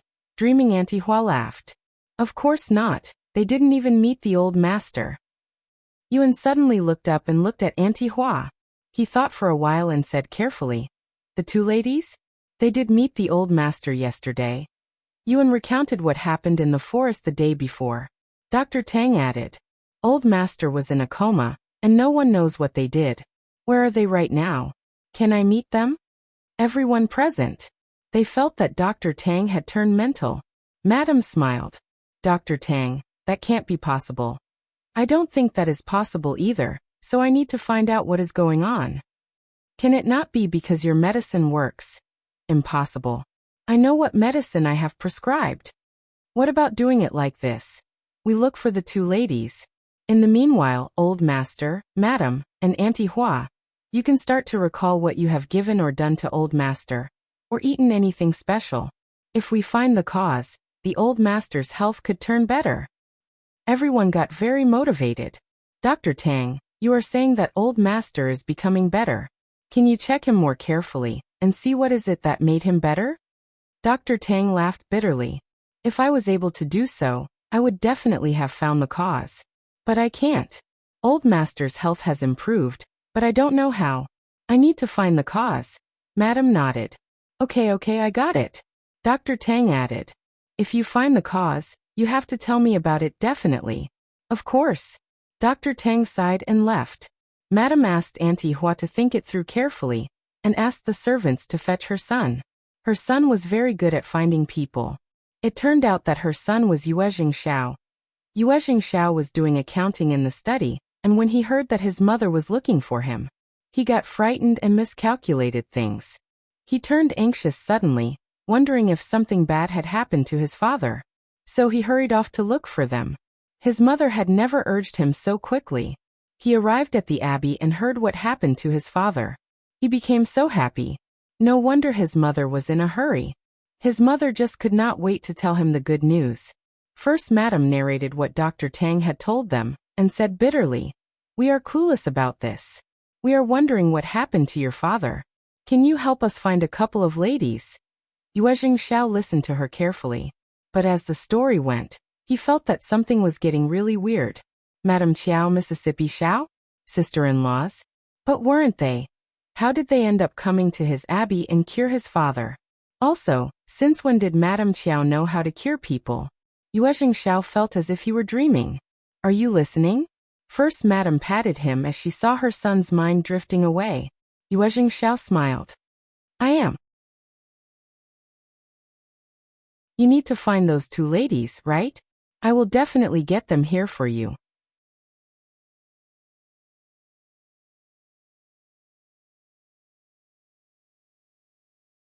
Chapter 4:14.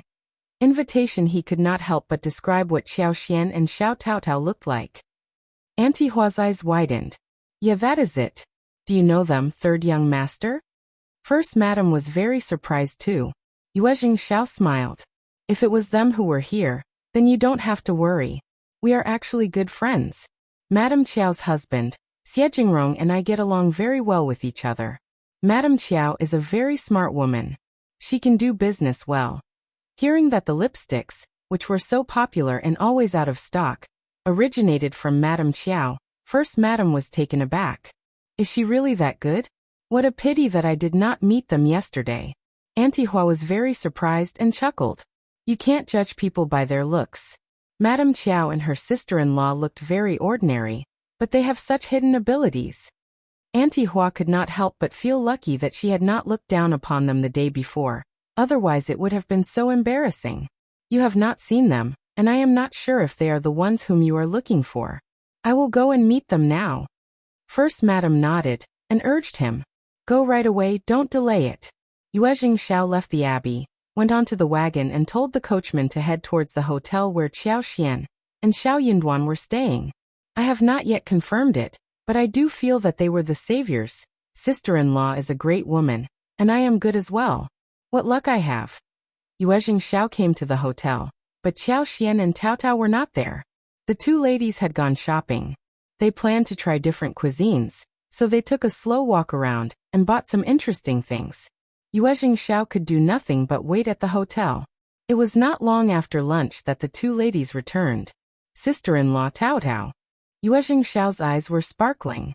He was a very calm man, but this was about his father, and he could not hold back the excitement. Yuezheng Shao's sparkling eyes startled Xiao Xian and Taotao. Young Master Yuezheng. What happened? Sister-in-law, please tell me. Did you go to an outskirt abbey called Southern Garden yesterday? Xiao Xian was startled. She felt that something weird was going to occur. There was one faint idea that almost popped in her mind. Yes, we were there yesterday. How did you get to know? What a coincidence. Yuezheng Shao laughed as he struck the table. That is where my parents live. You helped my mother and then my father yesterday. I don't know how to thank you. Xiao Xian, Yuezheng Shao said resolutely. You cured my father, didn't you? Please, sister-in-law, help my father and we will be grateful to you for the rest of our lives. Please stop. Xiao Xian smiled helplessly. So the man we ran into yesterday was old Master Yuezheng. Actually, I am not a doctor, but I have some knowledge with massage and acupuncture. I was worried about old master yesterday, so he is better now, right? Yuezheng Shao laughed bitterly. My father has been ill for many years.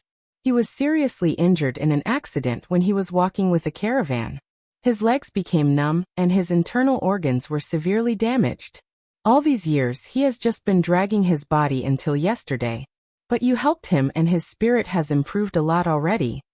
Dr. Ting diagnosed him today, and found that he has become better, and his legs are also feeling some sensation.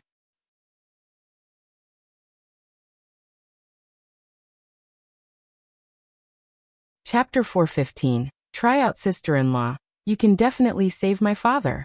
Please help us. Xiao Xian was very surprised. Did it work out well? Yes, it worked very well. Yuezheng Shao nodded constantly. Please, sister-in-law, can you come with me to Southern Garden, please? Xiao Xian fell into contemplation. Yuezheng Shao coaxed her. Southern Garden is close by. I promised to drive you back to the hotel before the gate closes. Yuezheng Shao would not have urged her so much if it had not been for his father's health. He seemed to be a little bit disrespectful when he was pushing her in this way. But Xiao Xian could understand his mood. If he were to remain calm when it came to his father, then such a man would be deemed as cold-blooded. Okay, we will come with you. But I am not sure if I can be of any help. Yuezheng Shao did not care and said with a smile, Of course, sister-in-law, you can check him first. We won't force you to do anything. Xiao Xian smiled. That was true. They went to Southern Garden and met the First Madam. First Madam sized up Xiao Xian and could not help but develop a good feeling towards this woman. She looked graceful, open, and made people feel comfortable. It was you who helped us yesterday, and I should have met you personally yesterday. I am sorry. Xiao Xian smiled. That is fine, First Madam. You are busy and you didn't have time for polite pleasantries. You treated us well though. Also, First Madam, you needed to rest well too. Thank you for your understanding. First Madam smiled briefly and lowered her head. Her nerves remained tensed up all the time, but there was nothing she could do about it. Yuezheng Shao cleared his throat and said with a smile, Sister-in-law, please don't be so restrained. You can address my mother as aunt, and if you don't mind, my mother can call you niece. First Madam and Xiao Xian laughed.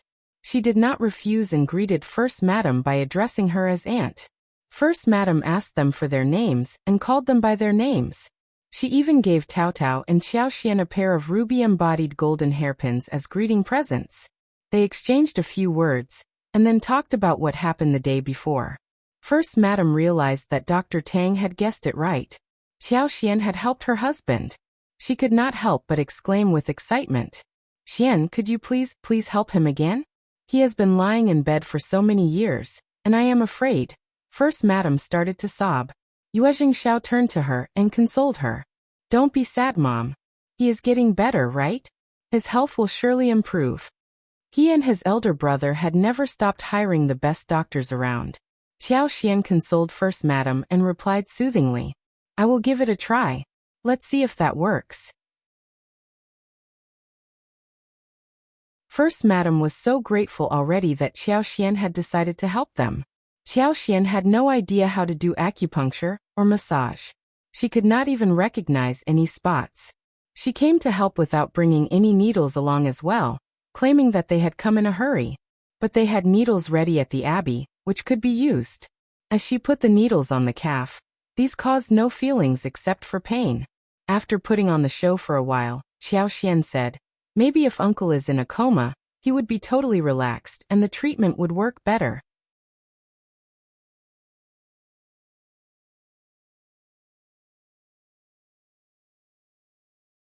Chapter 416.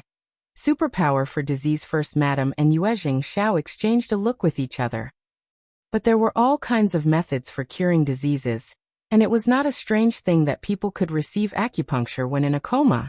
Also, it seemed that Xiao Xian did help him when he was in a coma the day before. Yuan had taken care of the old master for years, and he knew a little bit about medical treatment. After receiving approval from old master, First Madam and young master, he gave a needle at a spot of old master's neck. Old master passed out with his eyes closed. Xiao Xian, that was very professional. When the man passed out, Xiao Xian got down to doing her bit. She asked the others to leave them alone in case she was disturbed, but they were allowed to watch how she did it. Being far away, Xiao Xian pretended to needle Old Master's wrist, but by using her figure and hand movements, she covered it up. In fact, she put 2 fingers lightly on his wrist, and calmly poured in her superpower into Old Master's body little by little. She commanded that the superpower should wash away Old Master's clogged tendons bit by bit, so that the severely injured internal organs were slowly repaired and got rejuvenated bit by bit. It required very accurate control of the flow and speed of the superpower, and Old Master's body was almost drained out. So she had to take it slow, in case he could not stand the sudden instilling power. Otherwise it would turn the good things into worse. This was the first time for Xiao Xian to do this to someone. She understood that it was the right thing to do, but she did not have enough time or experience to use as reference. So all she could do was to follow her own instincts little by little. It was a very high energy consuming exercise. She started to have sweat on her forehead, cheeks and on her back.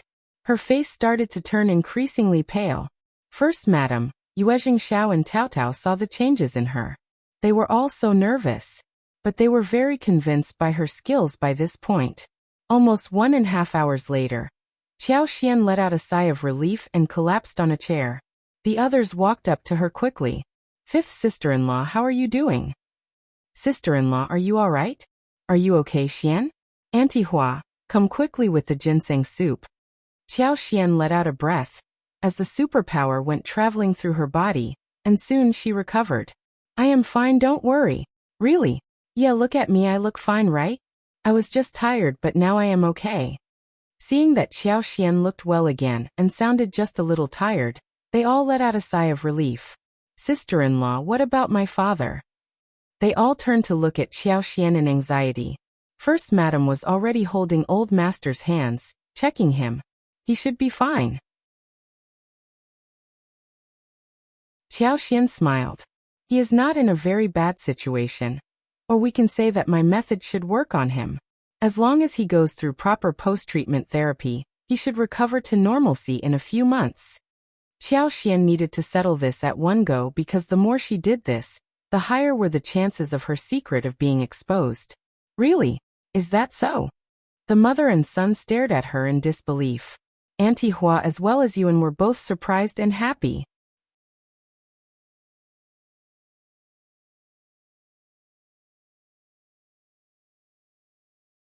Chapter 417.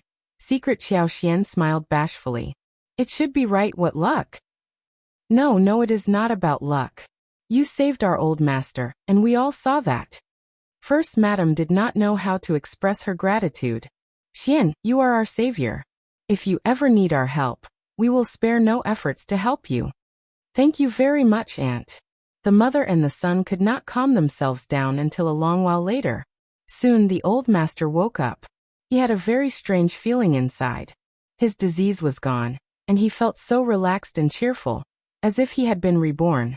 When First Madam and Yuezheng Shao asked how he felt and received a positive answer, they were extremely glad. First Madam took hold of Xiao Xian's hands, not knowing what to say. Xiao Xian had saved their whole family. She just could not imagine how the family would be like if her husband passed away. Xian, you should never hesitate to ask me for anything in the future. Motivated, First Madam asked earnestly. I am older than you, so can you become my goddaughter? In this way, we can be one family. The old master also believed that it was a great idea. He smiled in agreement. Both Xiao Xian and Yuezheng Shao were startled.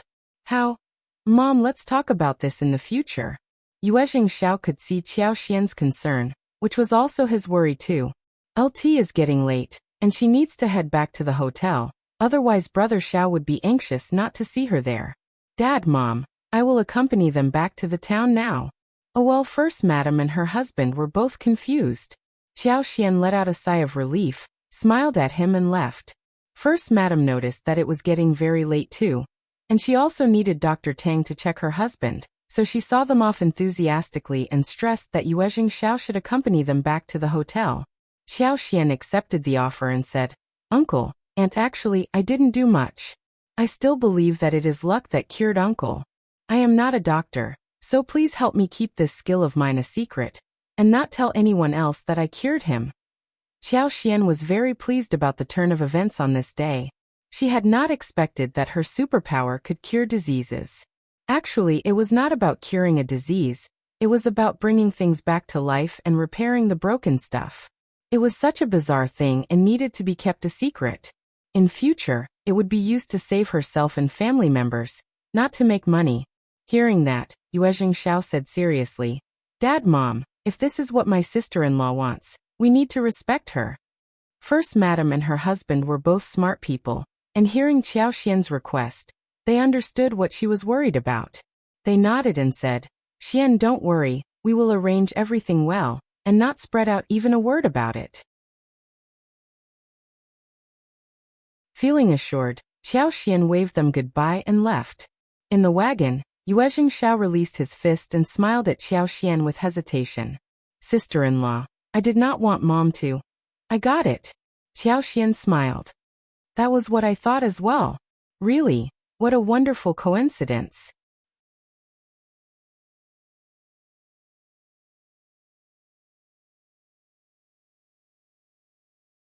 Chapter 418. Concern. Yuezheng Shao laughed. "Great that you understand it. Even if my parents haven't taken you as their goddaughter, our relationship would not be affected. We are a family and you and Brother Shao can ask us for anything in the future." Xiao Xian smiled. Sure. Yuezheng Shao accompanied them to the hotel. But Xiao Yunduan and Qi had not yet returned. Yuezheng Shao asked the coachman to speed up as he rushed out of the gate and headed back to Southern Garden. He was worried about his father and had decided to stay overnight at the abbey. First Madam and her husband decided to find Dr. Tang to check Old Master up after a few days since Xiao Xian did not want to reveal her identity. They needed to think about how to make up the story for his cured condition. The Old Master was well aware that he was getting better and did not need a doctor this soon. After all, Old Master's recovery was not going to remain a secret for long. The moment Yuezheng Shao came, First Madam blamed him. "Why did you stop me from taking Xian as my goddaughter?" Yuezheng Shao smiled bitterly. "Mom, please hear me out. It is not the right thing to do. Sister-in-law would not have liked it either." "What? You know whose daughter is sister-in-law?" Yuezheng Shao explained quickly. "Her father is county magistrate of the county. The county magistrate used to work in the capital, and he desperately wants to go back to the capital. He is selfish and narrow-minded, not a good man.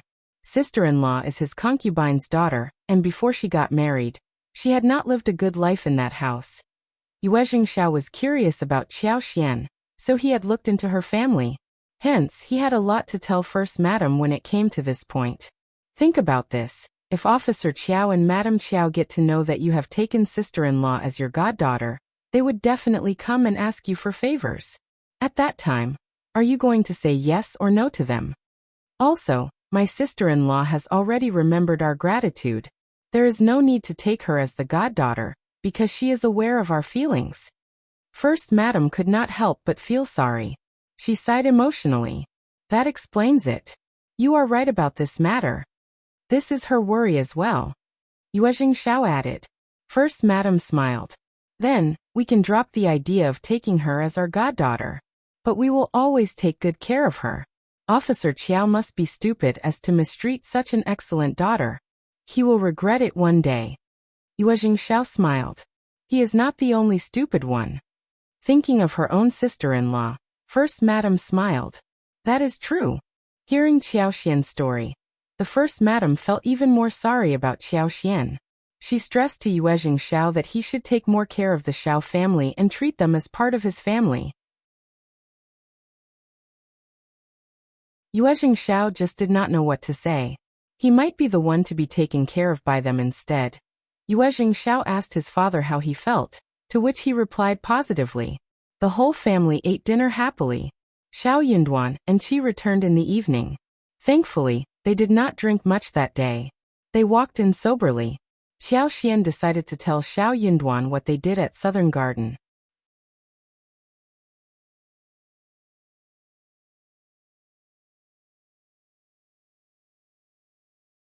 Chapter 419. Ms.Mi Jr.'s guest Xiao Xian asked Qi and Tao Tao to buy some snacks for the night, and then sat down next to Xiao Yunduan, tugging her clothes and telling the whole incident to Xiao Yunduan. At first, Xiao Yunduan thought that he had heard a fairy tale, but soon he understood what he had heard. Darling, so you cured the old master of the Yuezheng family? Hush! Xiao Xian put her finger to the lips. Don't be so loud. It was just a coincidence. Very surprising actually.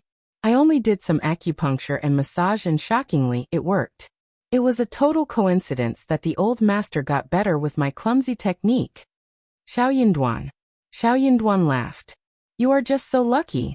Xiao Xian lifted her chin, raised her eyebrows and smiled. I think so too. The two of them smiled at each other. After a few moments, Xiao Yunduan said again. Oh yes, don't tell others about what happened today. What if someone comes to you for medical treatment?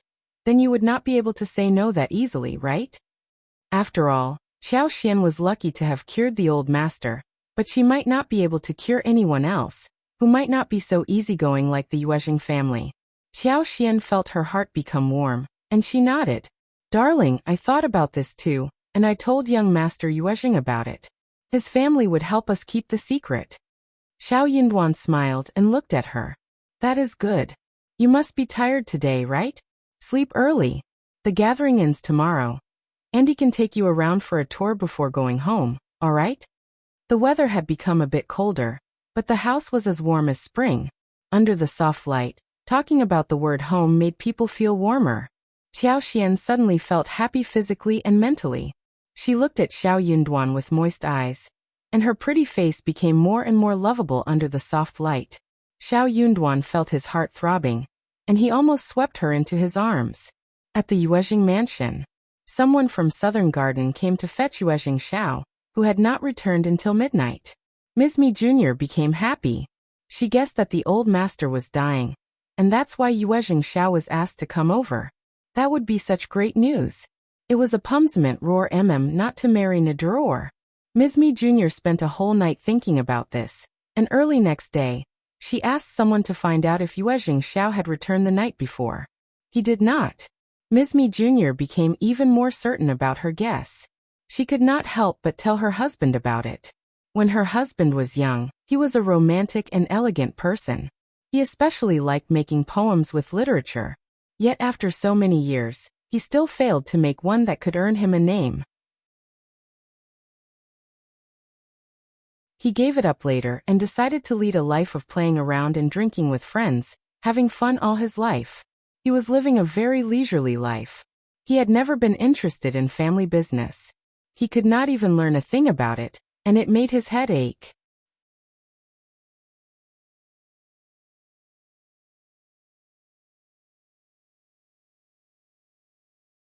Chapter 420. Rumor. He was very satisfied by what he had now. His two sons were doing well in business, and his youngest son was good at reading. He was very proud, even though he had no lineal son. Hence he ignored all family affairs. He focused only on enjoyment. Ms.Mi Jr. hated him for behaving like this. She felt so annoyed after being married to him for so long. The first old master was the supporter of the family, but her husband was just trash. The first old master had a pair of excellent sons, but she had no sons at all. Hearing her words, the second old master frowned in surprise. That is not possible. He has always been like this. If something had happened, he would not have concealed it from us. Ms.Mi Jr. sneered. Why not? He can conceal it from us so they can do something bad in secret. Second old master. The second old master was always very slow in this aspect. He snapped angrily. Why do you care? Mom is still alive and they can't do anything bad in secret. Moreover, our sons are also involved in the family business, and they would keep an eye on those who try to do something bad behind our backs. What are you worried about? Losing interest in hearing Ms.Mi Jr.'s babbling, the second old master went out, humming happily. Ms.Mi Jr. felt annoyed, and there was fury arising inside her chest. What on earth had she done to end up marrying such a trash? After some complaints, Ms.Mi Jr. thought for a while, and whispered something to her trusted servant. She was not going to drop it, even though her husband did not care. Yuezheng and Yuezheng were her husband's sons, not hers. They might be successful in business, but none of their earnings would end up being in her hands. Hence, she had to make a plan for herself. She needed to get a share of the family business. Soon, rumor went around in the mansion that the first old master was doing bad at the abbey and was on his deathbed. Some even said that the third young master had been asked to go to Southern Garden, and he looked so worried when he went out. He spent a whole night there. Soon, Madame Yuezheng knew about it. She called her eldest granddaughter-in-law and Ms.Mi Jr. and asked about it. What happened to the eldest son? Do you know anything about the matter? Ms. Jean turned to Ms.Mi Jr. She was already aware of what to do with the second aunt-in-law, having been in a fight with her for years. She was going to let her second aunt-in-law answer Madame's question. Ms.Mi Jr. said, I am not sure, but someone from Southern Garden came to fetch Shao who hurried away. He did not come home the night before, so we have no idea what is going on at Southern Garden. Shao left in such a hurry. He should have told us what happened, otherwise you will be worried, right, madam? Madame Yuezheng frowned and snorted, looking annoyed. Ms. Jean smiled. Madam, maybe he did not tell you about it because he did not want you to get worried. But I am sure that he won't conceal anything from you deliberately if something really bad is happening. I will get my people to look around at Southern Garden. Those servants indulge in too much gossip. He was at Southern Garden and did not return overnight. What does that mean?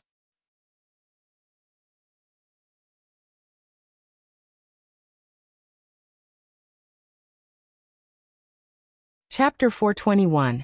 Investigation. Isn't it normal that he stays overnight at Southern Garden with the first old master and the first madam? Who spread the rumor? I will definitely find out who released the rumor. How dare those servants gossip about what happened to their masters? They have startled you, madam.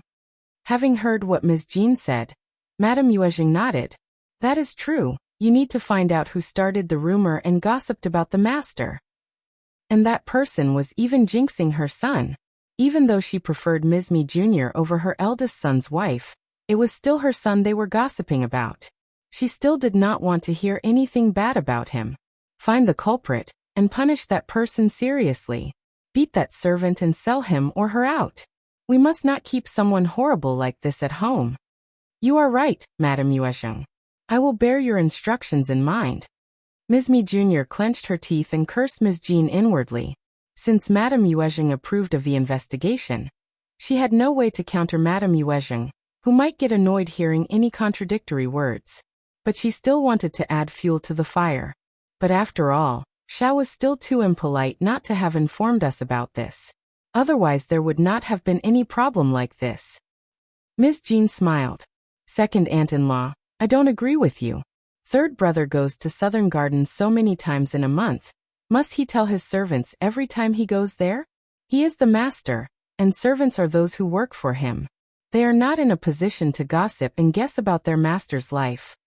There is nothing more we can do about it now. Let's wait until news from Southern Garden arrives.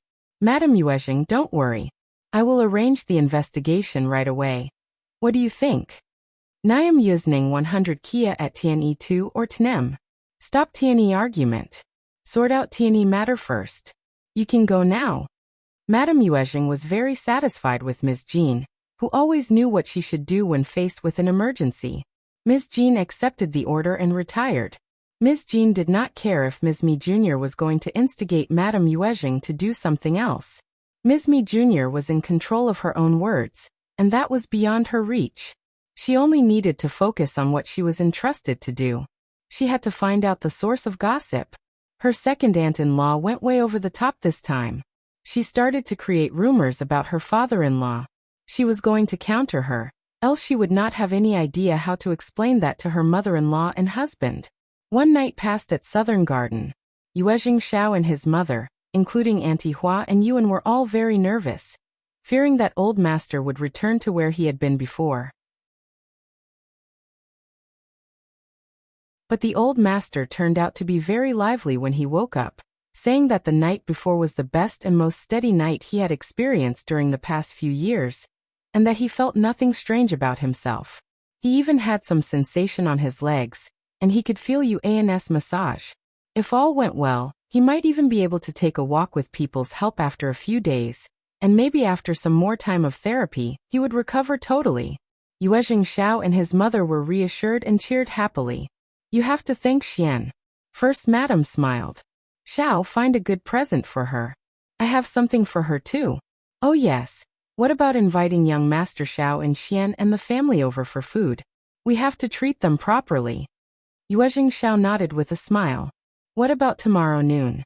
Today is the last day of the gathering. They were talking about therapy and invitation when Ms. Jean's devoted maid arrived there.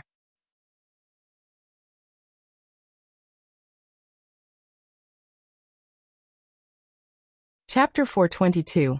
Elder sister-in-law. The maid narrated all that Ms. Jean told her to, and First Madam's face sank slowly. How dare she spread rumors like this? Does she really think that there is nothing I can do about her? She in First Madam's mouth was Ms.Mi Jr. The more she thought about this, the more angry First Madam became. Is Ms.Mi Jr. crazy?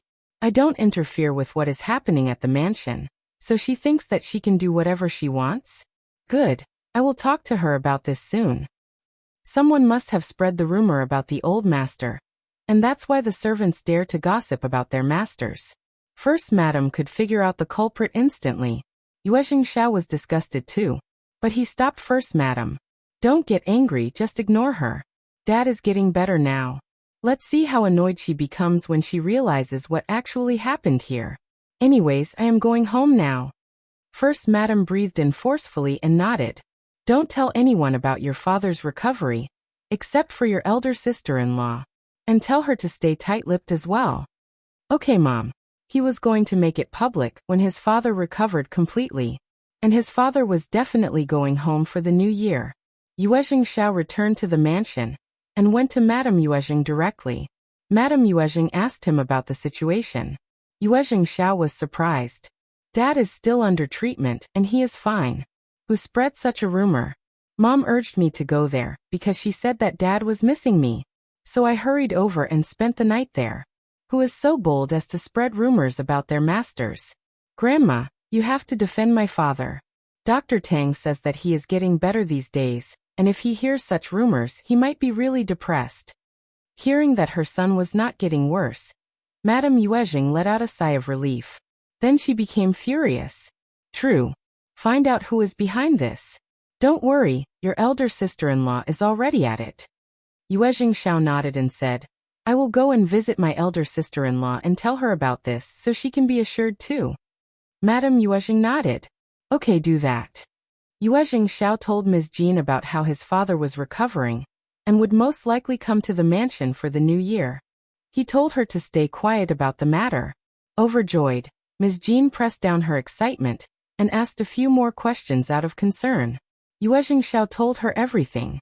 Ms. Jean smiled. Thank God for helping us, this is great news. Yuezheng Ting and her mother were annoying and kept causing her trouble. Even though her mother-in-law left some helpers for her, Ms. Jean was still very tired.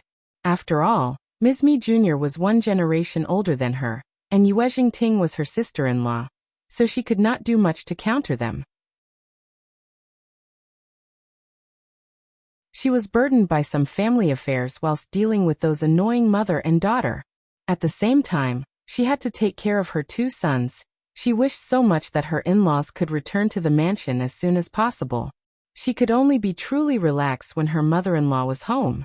Every time she went back to her mother's home, her sisters and friends all felt so jealous of her for not having a pressing mother-in-law.